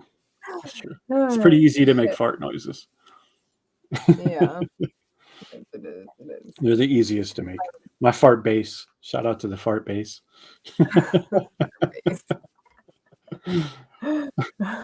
For your I guess for your sampling and you know all of the different things, and I know that you use records and stuff too, which I still have a shit ton of records I gotta get you. But like for sampling and all of that in your creative process, is there, I know that you said that you fall back to like boom bap and stuff, is that something that you fall back on when you do have like blocks and stuff, is back to samples rather than like creating from scratch? Is that something that you use then, or creating from scratch what helps you get out of blocks sometimes? I think the samples are, yeah, that's kind of like my crutch, I guess. Yeah. Because it's like, yeah, because it's, I mean, coming up with melodies it can be taxing sometimes, especially trying to come up with like nice melodies. But yeah, like that's one thing that I've learned too, like trying to do this rock stuff is like coming up with guitar riffs. That shit ain't easy, especially if you're not very good at guitar like I am. You know, you're just like just fucking around. It's like, let's record that and see if we can put some shit on top of it. But yeah, I think like records are definitely my fallback. It's like my home base, you know, like if nothing else is working, if I'm in a dry spell, I'm digging in the crates, looking for something, anything. And you know, I don't get rid of records right away either. Like I've gone back through and re-listened because sometimes I was about to ask that if you redo a lot of records or if it's always a new one you pull. I have boxes of records. Yeah, I mean, I'll do like the little like like the in-house rhythm roulette where I'll just go and grab 3 records off the shelf, and they might be records that I've sampled before, and I'll come across those samples and be like, oh yeah, I already went through this. But it's all different. It's different because sometimes I'm listening, my ear is like listening for something different. So like sometimes I might start a beat with drums, and depending on how the drums sound, like in my head, it's like, okay, I'm maybe hearing like some horns or strings or pianos or guitars or something, you know, I'm already like looking for something. Whereas if I start with a sample, I might not actually be looking for something. I'm just listening. Sometimes I'm just listening, and that shit'll just like spark an idea. Maybe it'll even spark a melody and not even sample. I'll just like, oh, that's a cool melody. But what if you know, like, have you ever listened to like a song that you never really heard before, and you're listening to like the chord progression and you're expecting it to kind of go to this next chord or note, and it doesn't, and it kind of like fucks you up? Like some shit like that. It's like, okay, like that was a really cool progression, but I would have played this instead. And then I'll sit there and it's like, well, I don't know enough about music theory to in my head be like, oh, that was like a fucking C major or something like that, or is, you know, whatever diminished 7 shit, whatever. I don't know. Yeah. So I'll sit there and play it by ear. It's like I know what I'm hearing in my head, and I'll find the notes. I know enough about music theory where I can find the notes. I just don't know the name for it. And then I'll redo the chord progression that way. But yeah, it always fucks me up when songs do that, though. It's like I can't think of an example off the top of my head, but I know there's one out there. It's like, bro, this would have been so like dope and emotional, and then you chose to just shift the whole thing, and which is kind of cool in its own right. But it's like I was really banking on this. I was hoping for this, and you let me down. And now I'm sad, and I'm gonna change the fucking song. So emotion is everything, though. Like, doesn't matter what the emotion is for me. Like, music is like emotion. Like, if I'm feeling a certain way, like I could throw on like some fucking 38 special and just like pull over on the side of the road and have a good cry and just like go about my day. Like music hits like that sometimes. Hold on, Yeah. No, it's what's the one? Damn it. I saw them at the machine shop in Flint like fucking 12 years ago with 311. The weird 38 Special's got some bops though. A lot of people don't know who they are, I feel like. It's like that classic, like Southern. West? I want to say they're Southern rock, aren't they? Maybe I'll leave this monitor off. Yeah, they are Southern rock. God damn it. It's going to drive me nuts. I can't think of the song. I got to look. I know you can relate. You can't think of the song. I never can, especially because all I listen to is our community music now. Is what? Is our community music now. Caught Up in You. That's the one. 38 Special, Caught Up in You. That's that song, and more recently, the song from Loose Logic's album with Jacob on the hook. I think it's called Help Me Out, I think is the title they're using. That one. Like when my dad passed away in July, man, that fucking song just like hit like a goddamn wrecking ball, man. Shout out to Jacob. I see you in the chat, man. That hook is fucking chef's kiss. I'm sorry about your dad. Oh, thank you. Thank you. I know he's proud of all this music shit. So he actually he used to call me all the time. Because he built a little studio in his house too, and he was always calling me like, what do you think about this compressor? Should I get this one? And then he'd go and fucking buy it against my recommendation. It's your knowledge. Yeah. So he did beats too. He like wrote songs. He's like a songwriter. He wasn't like too deep into it, but yeah, he'd like write poetry and that that's where this whole musical shit comes from, is him. So shout out to Pops, passing that on to my genes. So I know he was super proud to see all that come to fruition through me. He kind of lived vicariously through me. Like when me and Frank Knight dropped that first album, he was the first one. He bought like fucking 10 copies of that CD. He's always shown love. So yeah, he's always fucked with it. So that's so awesome. Yeah, built a whole studio. It's kind of like his legacy. But then it's like he built this whole studio, and it's like, well, I don't really need any of this stuff. So my brother does music too. He's more of like an alternative rock kind of stuff, like indie rock stuff. Okay. So your whole family does music? Pretty much just the three of us. Out of how many in your family growing up? Shit, I got a big ass family. So really? I mean, out of my siblings, me and my brother are the only ones that are like musically inclined. I mean, do you have like a shit siblings like me, Dons? No, I got 3 half sisters and a half brother. So yeah, okay. No full blood siblings, but yeah. So me and my brother do music, and I don't know how often he does music, but he's capable. I would say he's a better guitar player than me. I should say he's a different guitar player than me. He can play like more like strummy, kind of like acousticy indie stuff where I'm the metal guy. So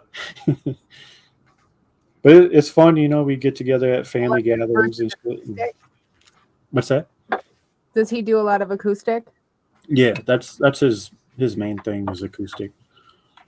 Nice. So yeah, when we get together, we like to jam out and shit. And I've recorded it a few times, but yeah, I'll have him play rhythm, and I'll play lead on top of it. And yeah. Have you guys ever done a show together? Have you ever performed live? No. No. Um, Would you with your brother? What's that? Would you with your brother? We don't have any songs together, so no. So you could I mean, we've perform. made beats. We've like jammed together and made beats and shit. But yeah, I don't think either of us could perform. Like, Yeah. That's cool though. I've done like live beat set kind of things, but sort of Like DJ? not really DJ. It's kind of like Or that DJing, you but like like to a little more, kind of as you hands on than DJing. Okay. But yeah, I like doing Live beat beats. battles, so that's my shit. The live beat battles. A live beat battle? Do those exist? Mm-hmm. Well, they used to before COVID. COVID kind of put a kibosh on that. Yeah, there's this cat up in Minneapolis, Dimitri Killstorm. Shout out to him. He used to put on live beat battles once a month in Minneapolis, and yeah, it was dope. He'd have everybody out there for the judges. He'd have fucking people from like Rhyme Sayers. Fucking, he had Lizzo's touring DJ on the panel and shit, and just That's like crazy. OG rappers and shit. Yeah. So yeah, he would do that like once a month, and I'd go up there and do that. And yeah, you just like go up there on stage and play your beats out and battle people. Shit was fun as hell. I'm beat off perhaps. Live Full beat circle. offs. Live beat A live offs in front of a live audience. A live beat off. Jesus. Nobody gets arrested. Nope. Not that I'm aware of. Is there any community artists or producers that you look up to in the WCR community or draw any inspiration from? Yeah, for sure. As far as like producers, like I'm really fucking with Noir and Kenny and Lowbrine, Mailbox Spiders, fucking Lamb is fucking slept on as a producer. Jay. He is. I always say he's a producer. That's why, because like you pay so much attention to his vocal and stuff, and like all of his songs, you forget that he's actually behind the songs too. Yeah, Jacob needs to make more fucking beats. Yeah, who else? Bangers. Yeah, I mean, I'm hesitant to shout out dog tags, but You'll take it too far. we'll just fucking drum this shit. Dog tags, you get a 6. No, he's dope. He's dope. He's got a good ear for samples. Yeah. But That's yeah, awesome. there's a lot of like upcoming talent in WCR, and that's why I feel like kind of more confident to kind of just like fall back a little bit and just kind of like pursue my own interests, instead of trying to feed everybody in WCR. Yeah. Able to not have to feel that. Is it pressureful to be making beats, especially when you know that they're expected? A little bit. Like creative process out of it, like especially if it's like an assignment or something like that. A little bit. It definitely like that's one reason why I never feel like I'd want to be a professional producer. Is just having like deadlines and just like these creative constructs where it's like you're forced to be creative because you got to fucking pay your bills, you know? Like I'm not creative all the time. You know, I get beat block and everything like that. So I would never want to have to rely on paying my bills on me being creative because that shit would be stressful as fuck. And it takes all the fun out of it. To me, it's Yeah. like I can't sit here and just like fuck around for a couple of hours and just experiment with some sounds, even if it doesn't, you know, materialize into something. And that would be like a sad existence to not be able to do that. But I mean, Yeah. like at the same time, it's like I would love to be able to do music full time. So it's like I would do music full time on my watch. You know what I'm saying? Mm. That's why I've kind of like I'm trying to fall more into like a Flying Lotus kind of like I'm a producer, but I'm also an artist on my own kind of thing. Where For sure. I'm not relying on not relying, but it's it's a lot of work when you're like trying to shop beats to artists and it's like maybe that beat doesn't fit what they're trying to do at the moment. So you're just kind of like, well, what do I do with this now? Do I just throw it on a beat tape? Do I send it to somebody else? Because I've definitely had like instances like perfect example is that Trying to Live song, the harmonica one off Loose Logic's Mhm. album. I sent that to Loose Logic and Cody Nash, and both of them were fucking with it. And I don't remember who I sent it to first, but there is definitely like they're aware of this. Sometimes the artists aren't aware of this, that there's like a conflict of interest here. But yeah, they were both kind of like, well, I want to use this beat.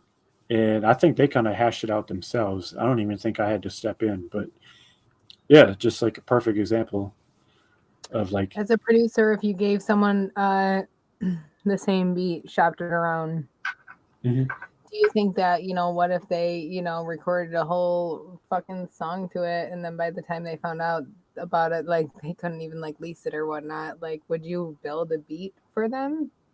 Or would you just be like, sorry, you should have been quicker? Like Mm, a I lot haven't of had, producers do that. I've had a lot of beats sent to me that have been sent to other people and it's like I don't really want to move forward with them as an artist because sometimes it's like creativity isn't always there, but also like right, what if by the time that I fucking get this back to you, even if it's only a week or two, you have someone else that moves in 24 hours, right. and then I just wasted all that time. Yeah. I mean, yeah, that's kind of like one of the downsides, especially for me, because like I don't really charge for my beats unless it's somebody that I Yeah. don't know. So yeah, like I'll For you, send a that's beat to probably more somebody. personal when it happens on Uh, yeah, and yeah. Like that I don't take it too personal personal stuff. because like I mean I've Really got beats close that to you, I I don't know. guess, not a stranger on like Beat Stars, Yeah, like you I've said, got it's national news. yeah, yeah. I've got a beat stars, but I think I got like 5 beats on there. Like I don't selling beats ain't my thing, you know. Like I knew that Yeah. off the bat. Like back in I don't remember what it was, but my YouTube page used to be pretty pretty jumping. You know, I was getting quite a few views, and I was selling beats regularly, and like I just got sick of it. You know, like this, I didn't like the whole cat and mouse. Like, oh, Mhm. I'll hit you up Friday when I get paid. Can you hold this beat for me? It's like, no, the fuck I can't. I can't hold this beat for you. And then I sell them the beat, and then a year goes on, and there's no song, and it's like, what? What am I supposed to do? You know, like I sold you the beat, yeah, or a lease. So am I supposed to just like let you keep it captive? Like, Yeah. it's kind of like a conflict of interest. So Yeah. At that's what what point, if it's unreleased, does the rights go back to you completely? right, and that should be in the contract. It's like, you know, if you buy this beat and you don't release a song within a year, like that relinquishes your contract. You're right to Yeah, it. Yeah, yeah, that's actually a that's good I can point. resell that shit. I never thought about that because I've sat on so many beats people have sent me, and now that makes me feel bad. It's like I've never thought about Yeah. it like that from an artist side either. This is a learning interview for me too. Mhm. Like I spiral on myself. It's not that I'm not doing anything to it. Right. But, like I've never thought about that. Is that while I'm sitting here getting in my head about my own art and suppressing my own art, I'm also suppressing yours, which is sad. But I mean, it's kind of how it is. We work off each other as artists and producers. And I think that's another way that the music industry has changed, is where these producer artist interactions have gone, over the internet now.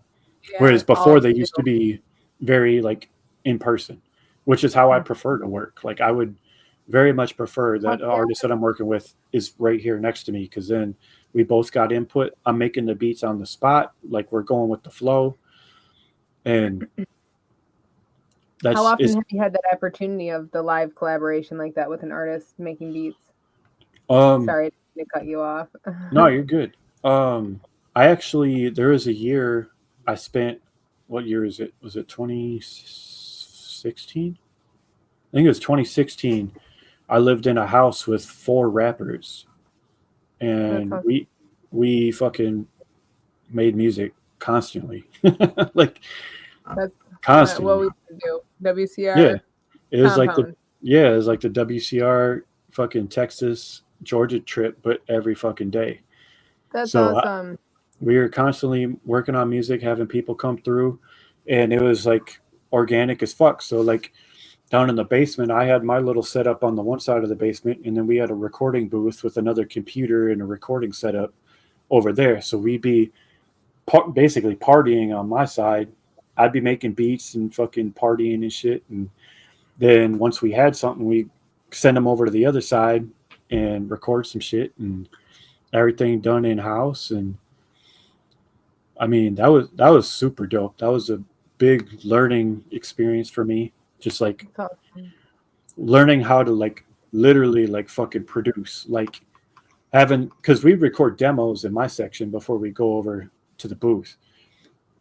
So like orchestrating that and like coaching the artist on, hey, I think you should like, fix this, put more emphasis on this, like just giving them guidance and pointers and shit like that. You essentially like engineered too as a Yeah, producer. yeah. That's Just awesome. yeah, get a nice like rough mix going, and then push it over to the other side. Throw it on a thumb drive and send it over. Or we had like a little um like a cloud folder or whatever that we'd pass shit back and forth through. And then That's awesome. like since I've been here, um Frank Knight, my frequent collaborator, he comes through Minnesota and does tours out here. So him and his crew will come and crash here.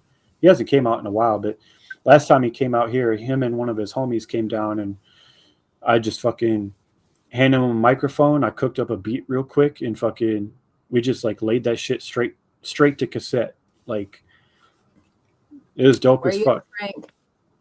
What's that? I I've said, where you invited at, Frank? I've invited him to the server, but he does music for a living, so he's a busy man. That's awesome.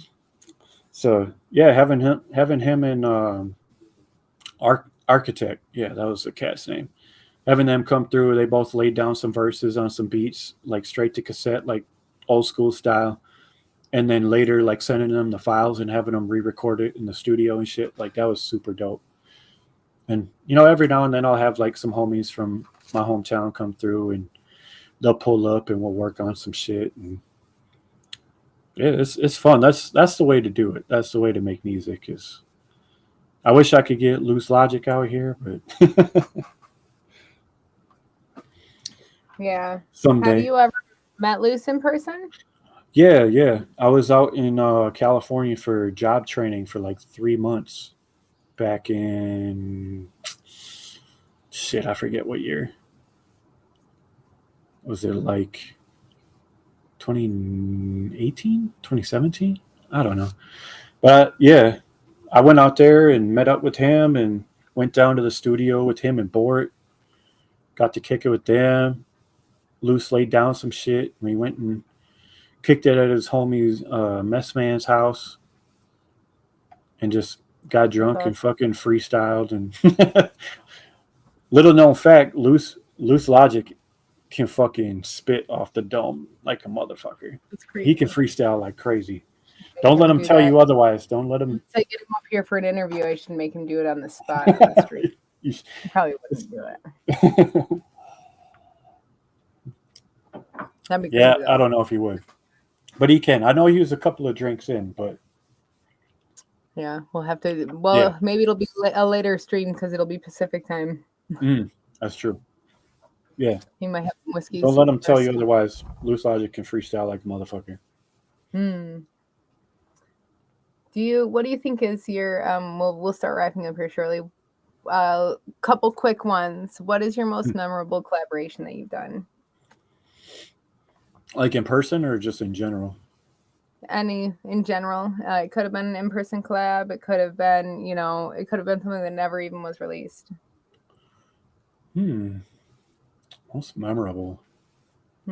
I guess I could give an example of both, like in person and. I would say, for sure, the time that Frank Knight and Architect came through the crib, and like just cooked up a beat on the spot with them here, and they're like writing as I'm making the beat, and I just fucking hand them the microphone and just boom, one take, laid it down. How does it feel to have someone engage and get on your beat and just get it like that? I was just like, for me as someone who's rapped before and recorded, like I need, like I'm old school. I got to record my verse from start to finish. If I don't nail it the first time, if I fuck up one word, I'll do the whole fucking verse over. I don't do punch-ins. I don't know why I'm like that. I guess my argument is that if I were to ever perform that song, I want to make sure that I'm able to perform that verse without fucking up. It helps with the memorization. But to me, it was just impressive that they could sit there and not only write the verse, but fucking nail it on the first take.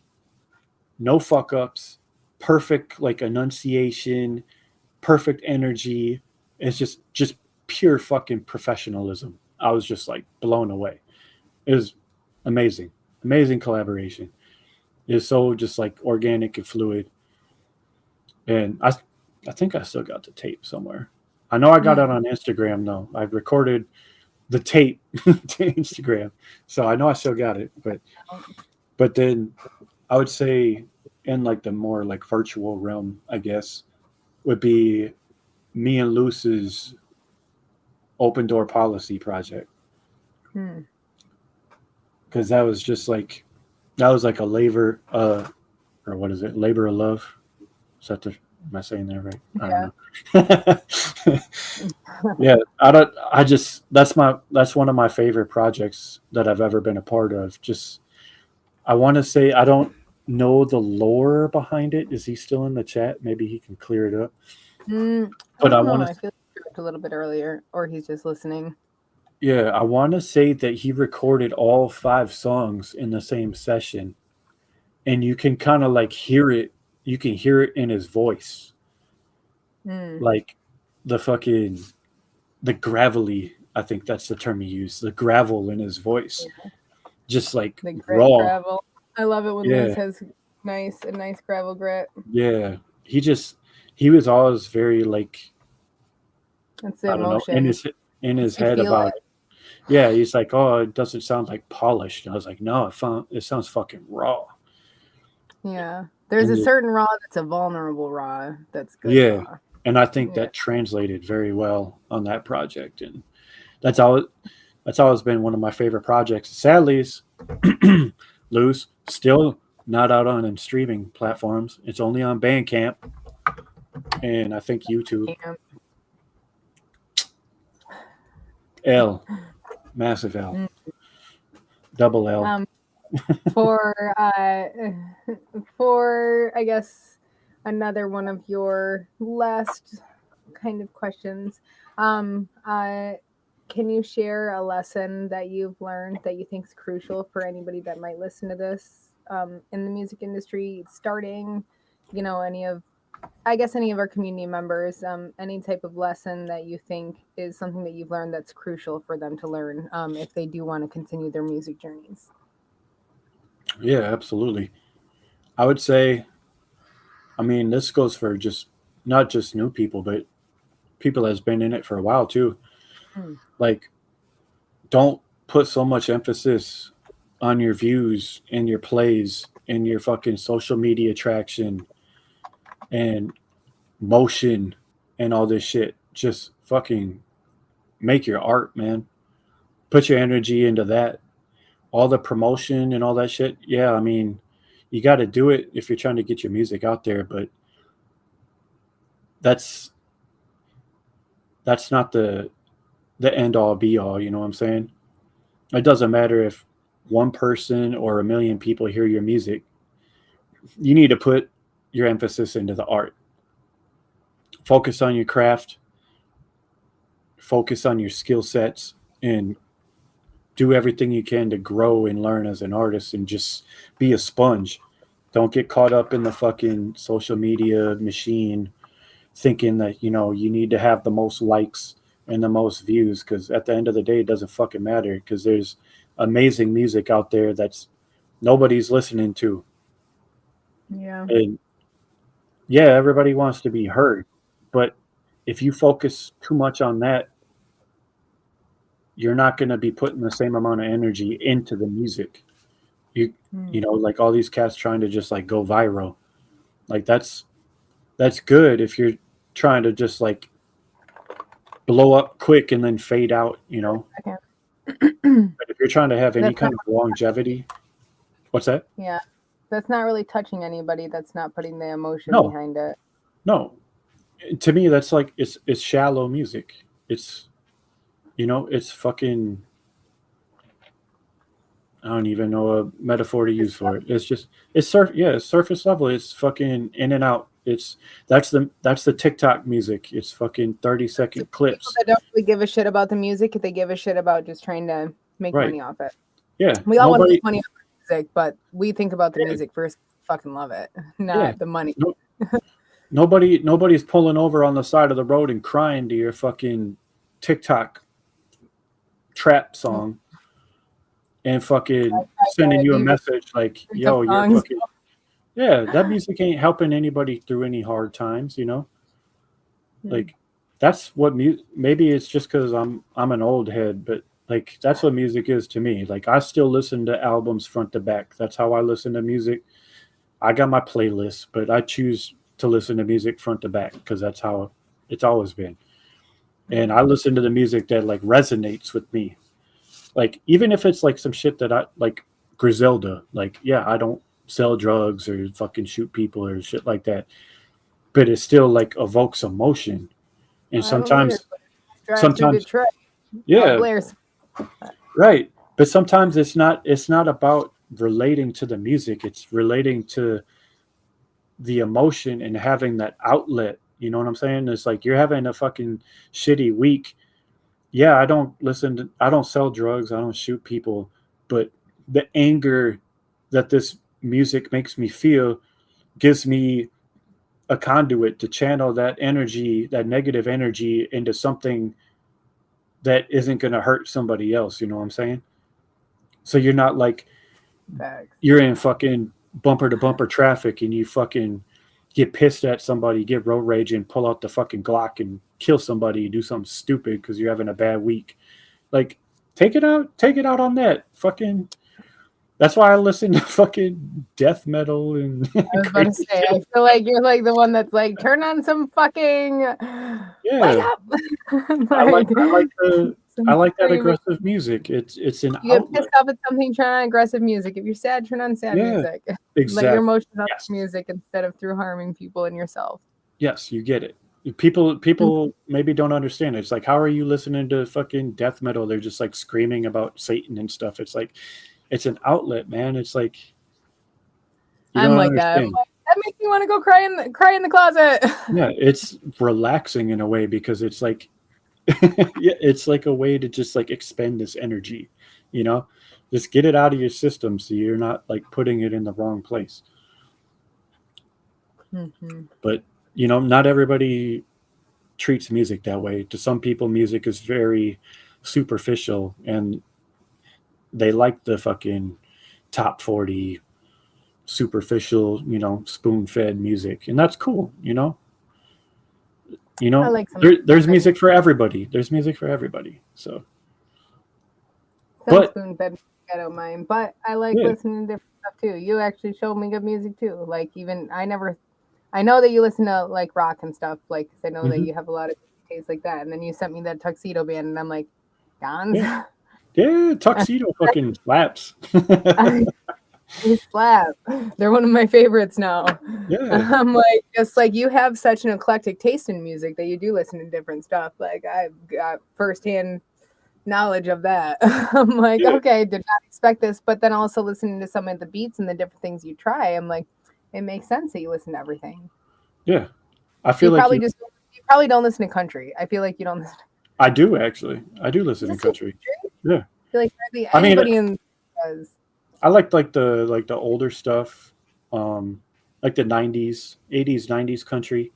But there's like some newer stuff out, like Sturgill Simpson and Coulter Wall.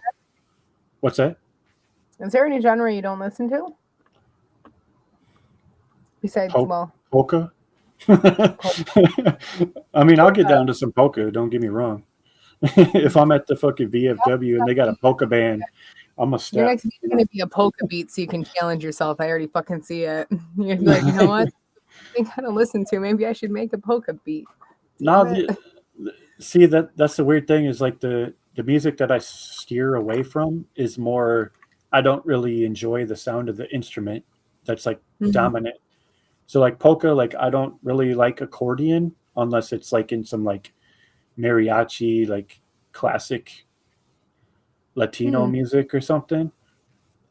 If it's just straight up polka or it's just fucking, you know, I don't even know. That's just I don't fuck with it. This But is yeah, no.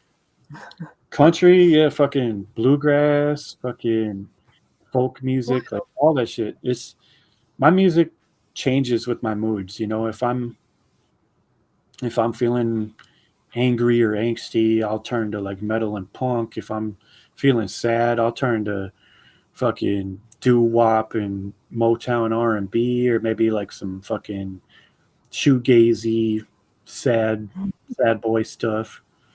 hmm. Or if I'm Sad- feeling like, yeah, if I want to mob out, just throw on some fucking Nipsey and Tupac or something.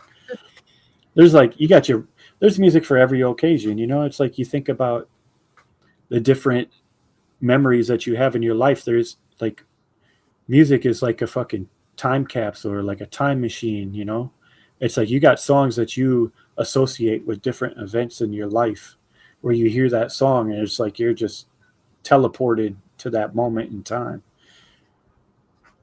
And that's yeah, that's why I want to try and get all my music out, because it's like even if I don't fuck with it, maybe somebody else does, and maybe they can have that same, experience from your beat. yeah, that time space connectivity.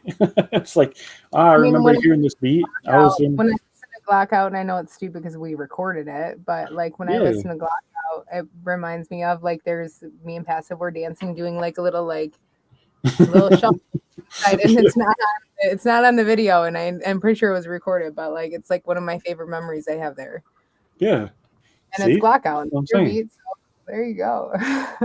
That's what I'm saying. Music is a fucking You time hate machine, it. and that's the weird thing is like, even though like music could come out at a certain time, like I grew up in the '80s. I was born in '82, but I was a big Led Zeppelin fan. So like obviously all of their catalog for the most part predates my life, but I still listen to their music and it transports me to a different time. So Yeah, I don't know. It's just music's crazy. it is. Music's gonna save the world, hopefully. I Until it think. doesn't. How do we Have you tried save it? Adventure? What's that? Bill and Ted's Excellent Adventure. Yes. Their Bogus Journey, I think, was the one that where music saved the world. The next one, the one that just came out like 6 years ago, kind of crazy. I haven't seen that one. Yeah, it's the newest one. They're like older. It's their kids. Like they have daughters, just like them. It's fucking great. Is the soundtrack any good? It's okay. The music didn't save the world. Well, I mean, like it talks about how music's just everybody kind of playing the same note at the same time, you know, coming to like the same frequency throughout like the world. Kind of how time is there, and the phone booth is, you know, in time's infinity, and everything happens at the same time. Interesting. It's kind of crazy. Have you heard that theory about the what is it, the 432 hertz tuning? Oh yeah, it being the wrong hertz. Yeah, music it's music like the what's the term that they use for that? I forget. I know, like I think Prince was like a big proponent of that. It's like an alternate tuning, because I think intonation versus, I think, is it 430? Let me Google this shit quick. I know that what I'm talking about. To fit like the keys on a piano or something. My sister talks about this. I think I have a video about this on my social media. The miracle tone. Said to be in harmony with the natural vibrations of the universe, and like mathematically, like when you see, maybe you've seen those videos where they're like playing frequencies with a speaker and there's like sand above it and it starts to create these geometric shapes and shit like that. I don't know if that's real, but it is real. It is real. It's fucking crazy. You can do it with water. Do it on your subwoofer. It's fucking nuts. Subwoofer. But yeah, it's nuts. Like there's actually opera singers that used to do that and make the patterns with different like ranges. It's crazy.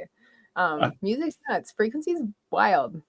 It is. And the craziest thing is like, so like radio frequencies, like, you know, you got your like audible frequency ranges, but then there's frequencies above and below that aren't audible. You know, like radio frequencies and ultraviolet frequencies, all this other shit going on that we're just can't see, can't hear it. And it's all mathematically related. In all of the songs. Oh, maybe that's some like hippie fairy tale shit. I don't know. I don't know about fairy tale. I haven't done my research, so don't quote me on that. I've looked at a lot of shit. I believe that shit. I got a lot of books. But so for I guess rounding out too, I don't know if you did want to walk around in your studio and show any of your fun cool toys, gadgets, all of your gear smutted all over the screen if you want to. I'm sure Jake's probably still listening. He's on the West Coast. Let me just fire the rest of the photons. I don't know how far I can get with these cables, but shout out to Electric Wizard. Oh, I'm guessing that's a rock band. Yeah, doom metal shit. Let's see if I can do this. Okay. All right, we got some kind of leeway. Can you still hear me? Hey, dang, how many guitars do you have up? Just 4? Just the 3. 3? Oh. I got the bass guitar, my main guitar, the SG, and then I got a little Squire that I use for like funky bluesy stuff. I don't know how well you can see. I might have to turn the lights up, but I can't. I'm trying to like look at the screen at the same time. Here, let me adjust the lights quick. On your phone, what, you like dice? Automatic? Oh, you know, we got the fucking, there we go. Okay. Got the Bluetooth lights. Okay. So, we got a little synthesizer there. Got some synthesizer rack effects shit going on there. My interface. Another synthesizer. That's the mic I'm talking on. Just a little fucking USB joint. You got a like bottle. Yeah. So then, oh god. Here, let's see if I can get under here. I can't tell what you're looking at. So we got the fucking rat's nest and all the pedals. Holy shit, you have a lot of pedals. A lot of pedals. How big see anything. Oh, I see every single pedal. It's the box of records. Got the Roland MV 8000. That's How many keyboards you got? Just the 2 right now. I had more, but yeah, that's just a little DJ mixer. The screen goes down to the Roland MV. This is my main baby. Oh, trying to steer this. What is that, like 12-channel mixing board? No, this is the Akai Force. So this is like my main. The other one? Yeah, you have a giant mixing board there too, huh? Everything's opposite when I'm moving the camera. So this is my main sampler. So I do all the things on this. Oh, what did I do? I clicked something. There we go. Okay. Then you mixer. Oh, mixer. I'm trying to like lean over. Microphone, speakers, all that stuff. More pedals. There's all the shit. All the shit. How much do you think you spent on music equipment? Overall? Gage, maybe a year. A year. I don't know about overall because you've had a long span of music and collecting gear. In a year? Lock him in your studio for a month so he can make the greatest album ever. You're gonna rent out Gone Studios? I mean, I've considered that. If you can't make a dope album here, then you don't know what you're doing. That's the way I put it. Telling you, WCR compound, have Gone Studio wing. I say I don't know, maybe like a grand, because I'm not buying big shit anymore. It's pretty much just pedals, like fucking. Yeah. Now that you've gotten bulk setup done, it's mostly add-ons, right? Yeah, just fucking and upgrades. That's crazy. Pedals, baby. Y'all got videos flashing cash. I'm flashing pedals, bitch. The fuck? What's up? I got the plug. Numerous. 3 plug. Yeah. 3 plug. What you know about this? What you know about this? Huh? Yeah? Mm? I like the color. You got fucking rabbits with jackalopes, rabbits with antlers. I should just make that plug. I should just make pedal skins. Where you can hey, there's a market for that. There is. Pedals are blowing up. It's like pedal skins. Vinyl. Vinyl's making a comeback. Pedals are making a comeback. Hardware effects are making a comeback. Everybody's bored of the fucking plugins and all that stuff. But I feel like there's only so much you can do with an automated system as opposed to something manually where you can maneuver it yourself, like in a way that a computer might not even think about doing. I mean, the possibilities on the computer are far superior just because you're only capped by the processing power of the computer.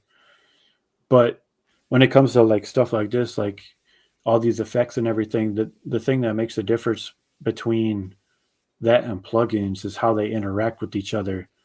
So like with the pedals, all my pedals have like individual volume outputs for each pedal. So I can drive the output of that pedal into the next one and distort the signal going into that one.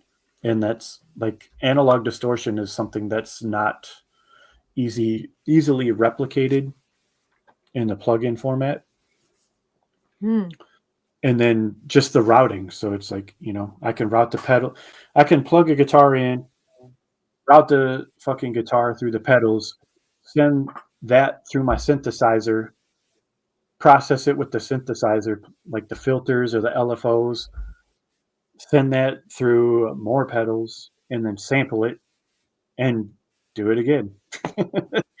Run it through more pedals, run it through more plugins. I can run it in and out of the computer, like there's no mind how you talk about the creation of a beat as opposed to how, like on the show, we have these people be like, I whipped this together 45 minutes ago, listen to this. and you're like literally sitting here talking about like the specific, textures and stuff and sounds that you can only get from the analog, that you're making sure that you're capturing these things. It's just crazy the quality of, I guess, an old heads opposed to a new head, I guess, apparently. Yeah, but see, at the same time, like a lot of that shit kind of falls on deaf ears, like people aren't, nobody's listening. If you put my beat next to somebody else's, you can't, there's no telling what's analog, what's digital. At the end of the day, like you have to have a trained ear to even detect that stuff. So maybe it's all snake oil, in the end. But to me, like I hear the difference, I hear the different. Hear difference in your beats than other beats. Like especially when you do sample records, like I do hear like the record texture and stuff on there, and I can Yeah. tell when it's forced effect that's put on by a plugin of that layer of what I call is like that white noise layer, which is what is a record sounds like to me, is like there's TV white noise over audio. Yeah. That's always what I guess think of Yeah. the texture of that record like, and you can tell when it's forced on like some dog tag beats. No offense, dog tags. He does that All offense. that effect, and you can tell that it's not a record. Yeah. So there is definitely like, I mean, maybe it's me as an artist too, and someone that was in radio and stuff, and I hear those things, but like you can definitely tell the difference in Mhm. them. See, but then at the same time, to trick you, I have a pedal that can make those vinyl sounds. That's So bullshit. so how do you know? How do you know? I don't tell anybody. That's the thing, is like people But is the people pedal people don't know.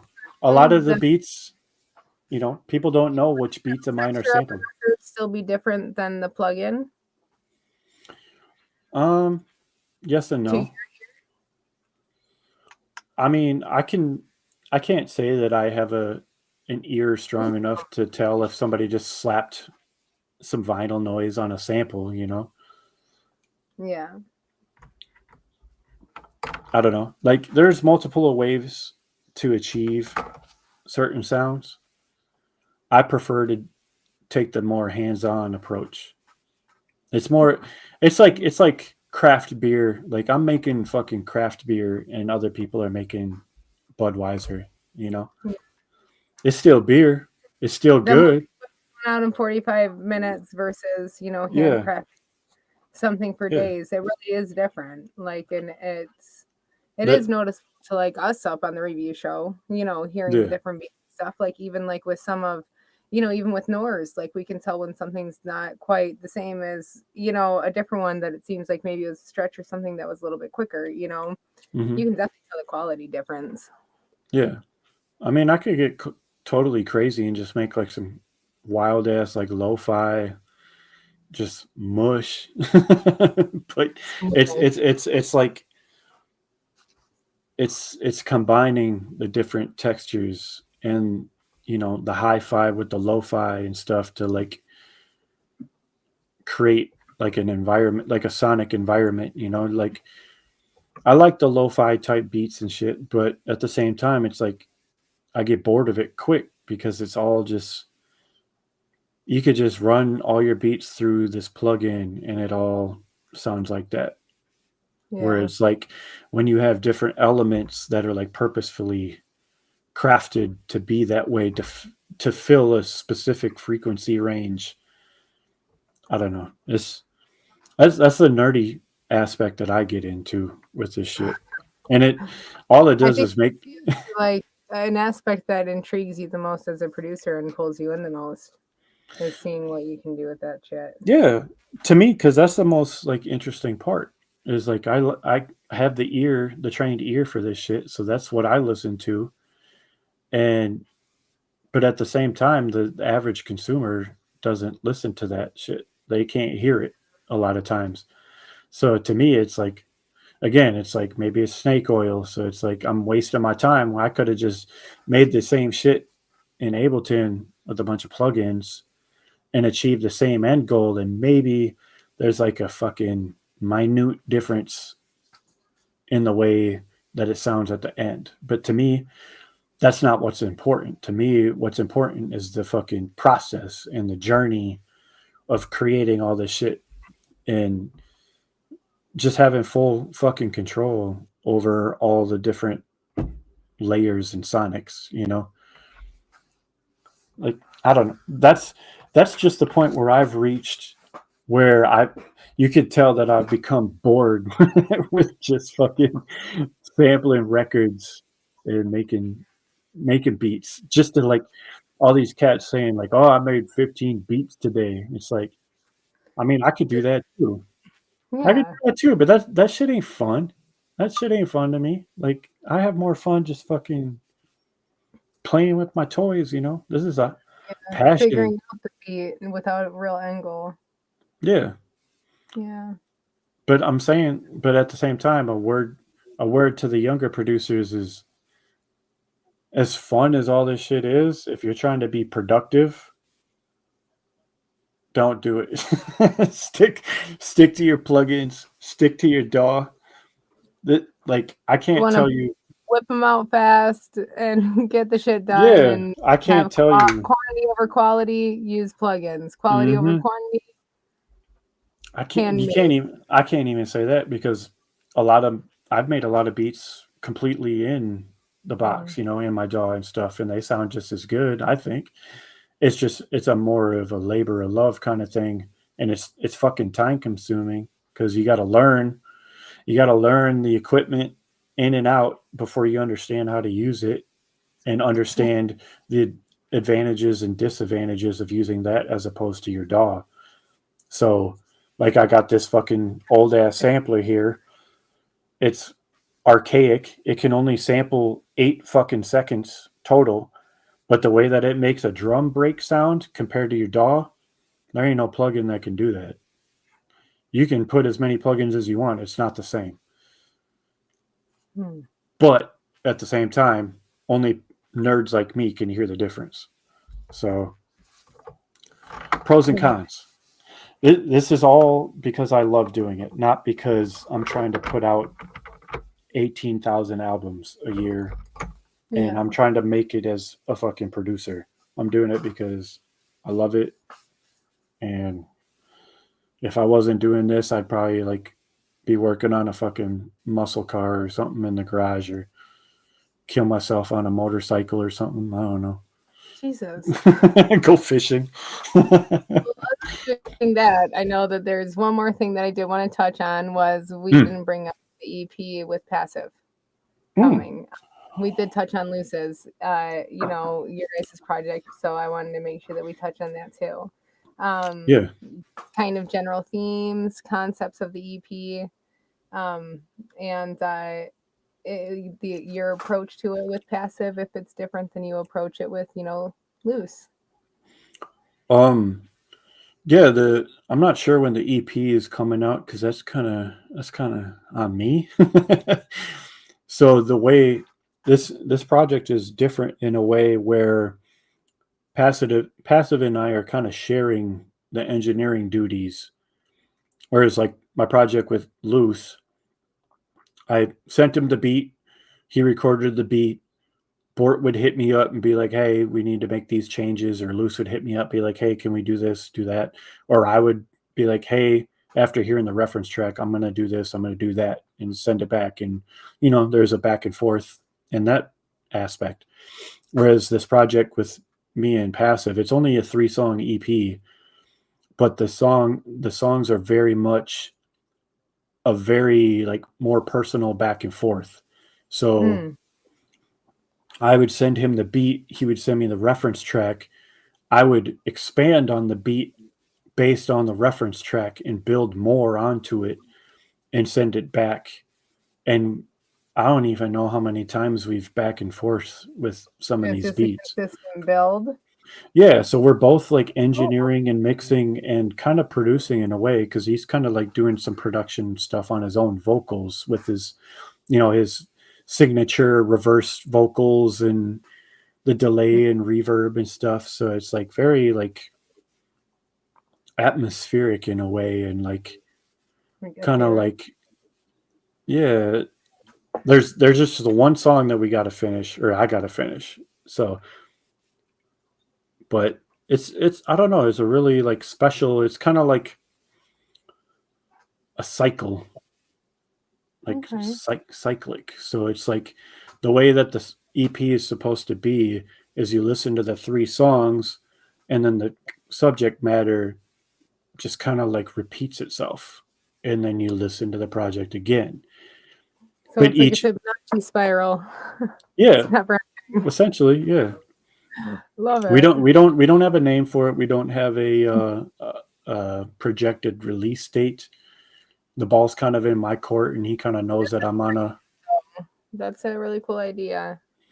Yeah, it's been a lot of fun. It's cool to work with an artist like him, who's kind of like He's so just creative. he's very creative. His Where approach is it's always unexpected. You're like, okay, I did yes, not. very That much is not what I thought at all would be on this beat. But like, holy exactly. shit, it's Yep. always like expect the unexpected, and even then, like it's Right. completely opposite than you thought it would never be. Right, and that's the fun that I'm having with it, is like taking it from a production standpoint and like really kind of like producing the song. And I like that. Like I hate fucking mixing vocals. I hate it. It's not fun to me. I don't know how people enjoy that shit. It's too tedious. And I'm just always constantly like nitpicking and critiquing myself. It's like, oh, I didn't shave this much off of this frequency. I can hear it. It's piercing. It's like, nah, fuck all that. Like we're going straight for like artistic expression here. That's what we're going for. I don't care if it doesn't sound fucking amazing. It's going to sound how we want it to sound. So from that aspect, it's been a lot of fun just like transforming the beats after the fact, after getting his vocals, and then seeing what he adds to it on top of it. And just, I don't know. It's been a lot of It's fun. kind of weird, like not weird, I guess crazy, like wild type concept. It's like in continuous feedback and you Right. know, return loop. That it's Yeah. like, you know, it's by hearing just even not even like if he's not telling you to change something or anything, like you're getting his feedback of his verse basically to build the next, you know, Right. part off, which is kind of cool. It's like a self-building bridge. Right. It's kind of And crazy. I mean, we're not doing anything like groundbreaking, I would say, but like for me as a producer, you know, like basically he's sending me the vocal stems, and I'm taking them and I'm taking his vocals and making it a part of the beat Mm-hmm. and using that as transitional material to make everything seamless. So then that loop can be completed. So like it's, yeah, that's where I come in, is like he's done his part for the most part. Now it's on me, where I'm like Finish putting those my sequences. putting my little put my little nose on it, you know, my little nose candy. That's super. Yeah, your little nose candy. That sounds soon as this number 2 now.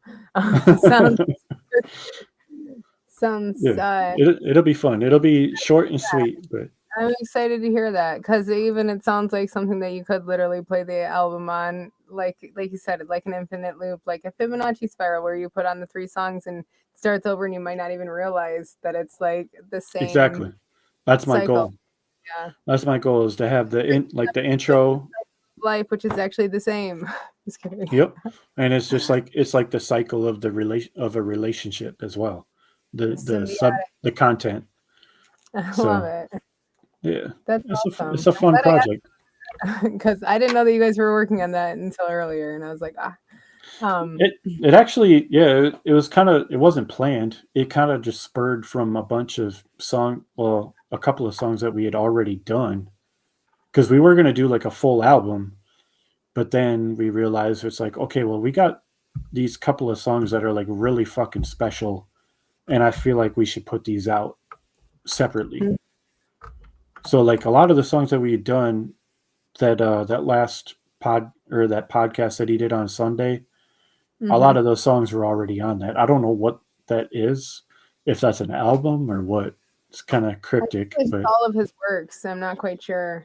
Yeah, but none of those, yeah, none of those songs were on there. So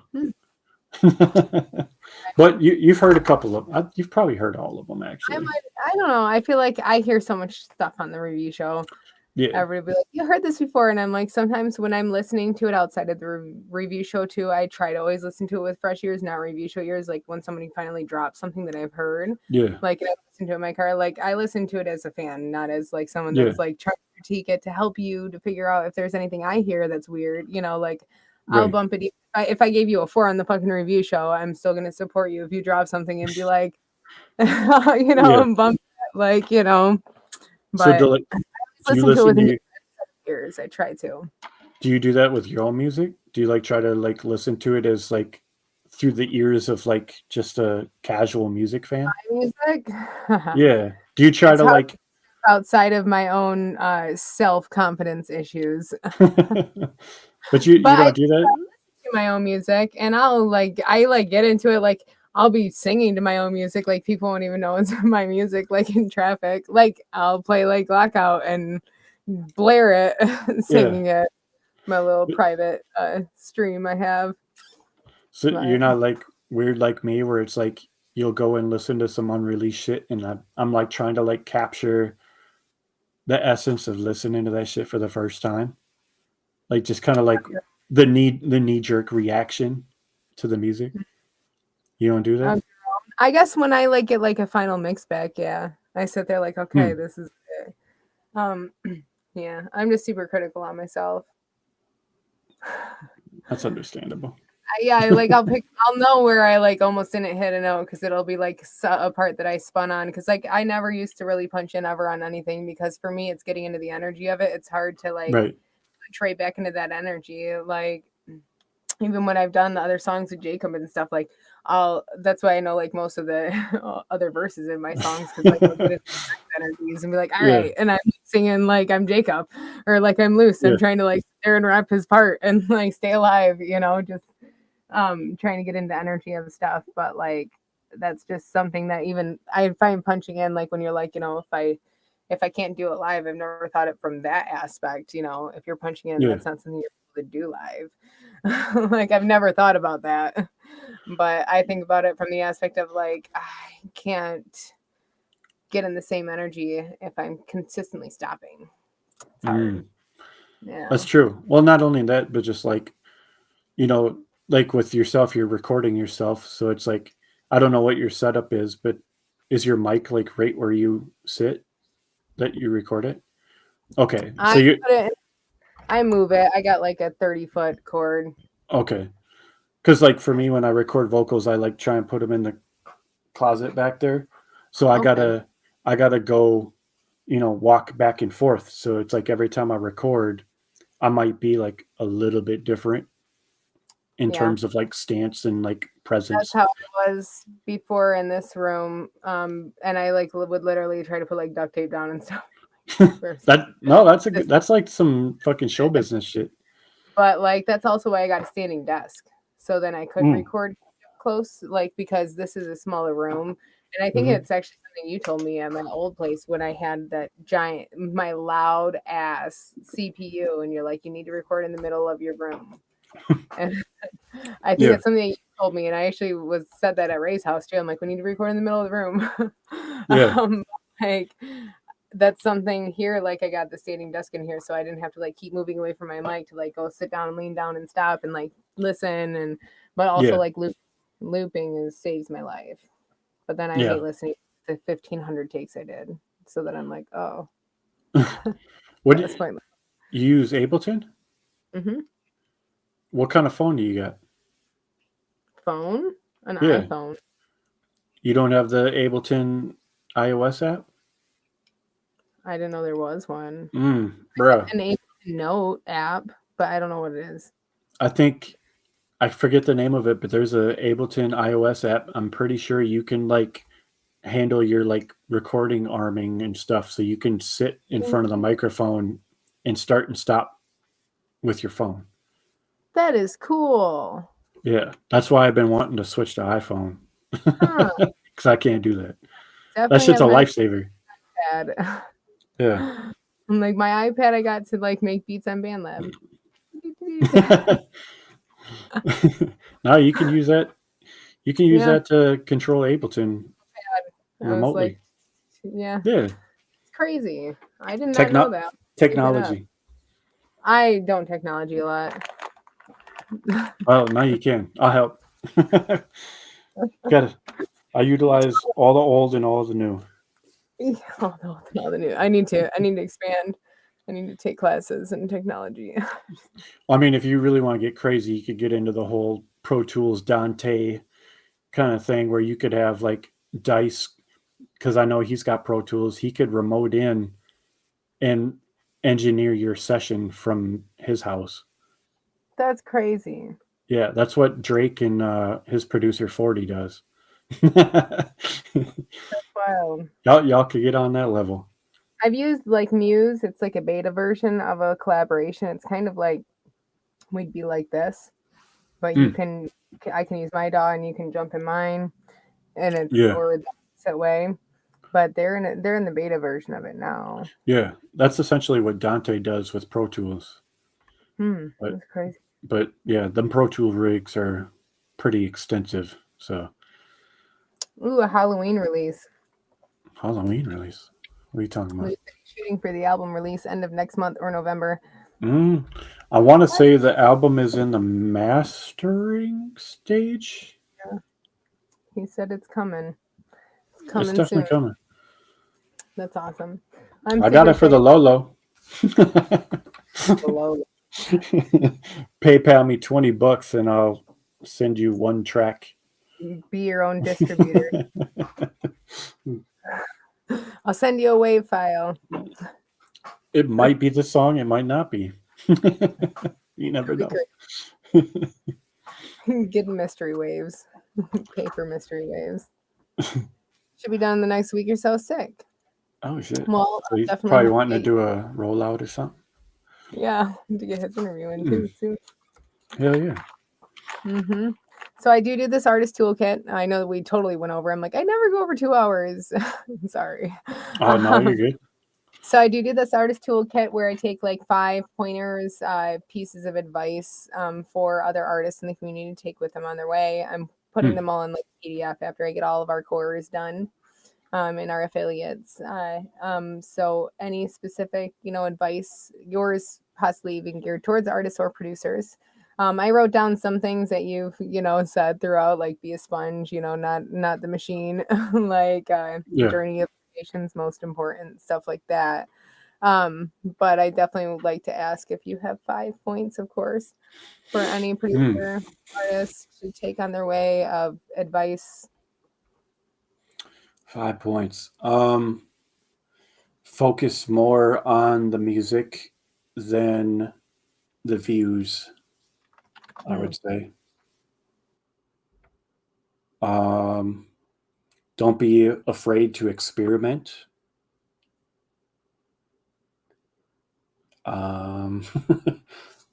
Let's see. I also had some shortcuts aren't cool. Shortcuts are not cool. Unless you're talking about keyboard shortcuts for your DAW. Those are cool. Learn your fucking equipment / software. Read the manuals. That's a big one. Make sure. I never do that. I just go to you guys and you guys are like, come on, Nikki, and I'm like, fine. No, it's in your own best interest to know what you're using and what its capabilities are, so you know if there's any shortcomings. Yeah. I couldn't even figure out get my monitors out of my box. Respect you guys. If you're just starting out, don't focus so much on sound quality as much as creativity. Creativity is more important than sound quality.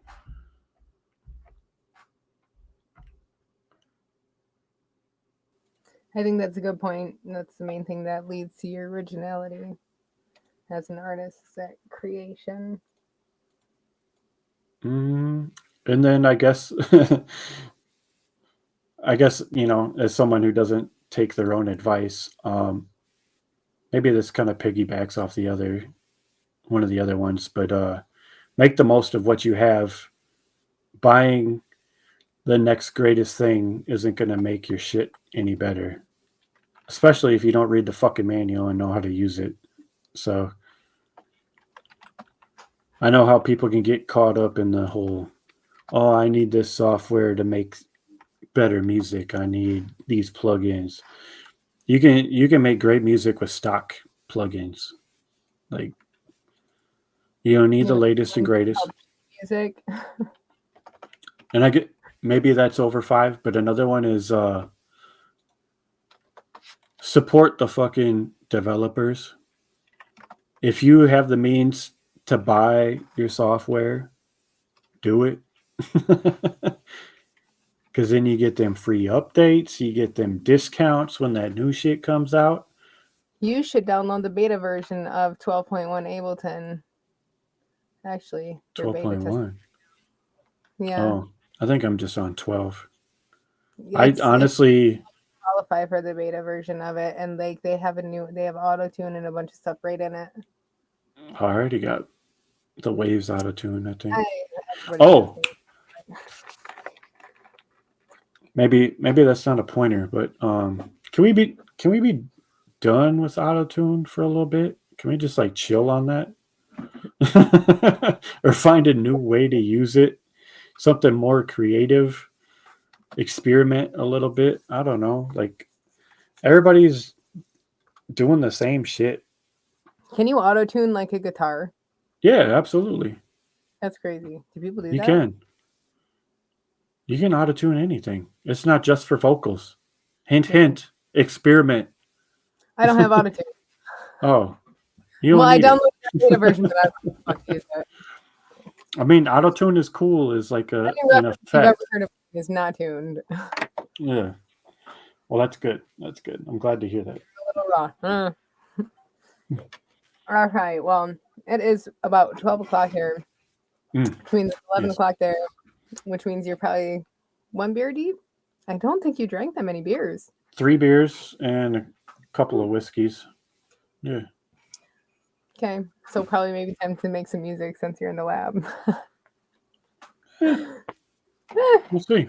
We'll see. But, I do want to thank you, of course, for coming on the show. I do appreciate it. I know that it was a weird time and everything, and you have a million things going on in your life, but I kind of was thinking about it before, and I'm like, it was kind of like, I feel like it's almost like Gorillaz. Like a lot of people don't know your face, I think, in the community. So I was thought about that on like right before the show. I'm like, God, I'm like, this is like one of the first like shows. Have you ever judged any contests or anything? No. No, I mean, that's like I think this is like the first time of you showing your face. I almost like told you like if you want to keep the screen black, you can. nah. I thought about doing the I was gonna tap in and see about maybe doing the review show yesterday, but y'all be doing that shit for like 8 hours, and I know we need 2 shows. We need 2 shows. I ain't got time for that. Maybe I could do like an hour. Yeah, I thought about doing that. But you can always hop off whenever you want. We'd love to have you up there. It'd be cool. That's what I was when you were, talking about the different stuff that you can hear on beats and stuff that most people can't. Like I really think that kind of producer or like production ear on the review show would help so much exponentially, like with giving artists advice, like our producers, because like we just hear from artists, like we don't hear all the stuff you hear as a producer. Right. Well, it'd be interesting too to just hear the shit on the stream through like the headphones that I mix with, instead of the fucking work truck or my phone or, where everything sounds like ass anyways. Way different. Yeah. I can imagine. Yeah, you definitely should come up, pop up. I've been meaning to. Yeah. Yeah. All right, guys, we are going to hop out of here. And was there any last minute, anything you wanted to say to anyone in the audience or any artists or anything? Go listen to them latest WCR projects and look out for me and Luce's album. Go check out all my previous beat tapes, Collage Volume 1 and 2. Frank night, free lunch, summer days, summer nights. Yeah, that's it. And you can always access any of the WCR artists at WCR.world. There is a whole write-up about Gonz and direction to get to some of his stuff too. So once again, thank you for coming on the show. And Oh, thank you. Thanks for having me, man. It's been cool. It was a good time. Good time. Long overdue. Everybody has a good night. And we'll see you Saturday for Joe Jam. We're going to play Jackbox. So it's our first Jackbox in a while. So if you and Those the are fun. You guys love Jackbox. I love Jackbox. I love. Never mind. And then we have the Survivor Sunday show with DJ and D-Bird, and then we will have the review show. I don't know if I'm going to do a Nikey Joe Show Monday, or if it'll be another random day. So with the Joe Jam, it's a lot of streaming in 1 week. So you guys all have a good night. Stay safe. Much love. Keep creating. And yeah, we're out of here. Bye.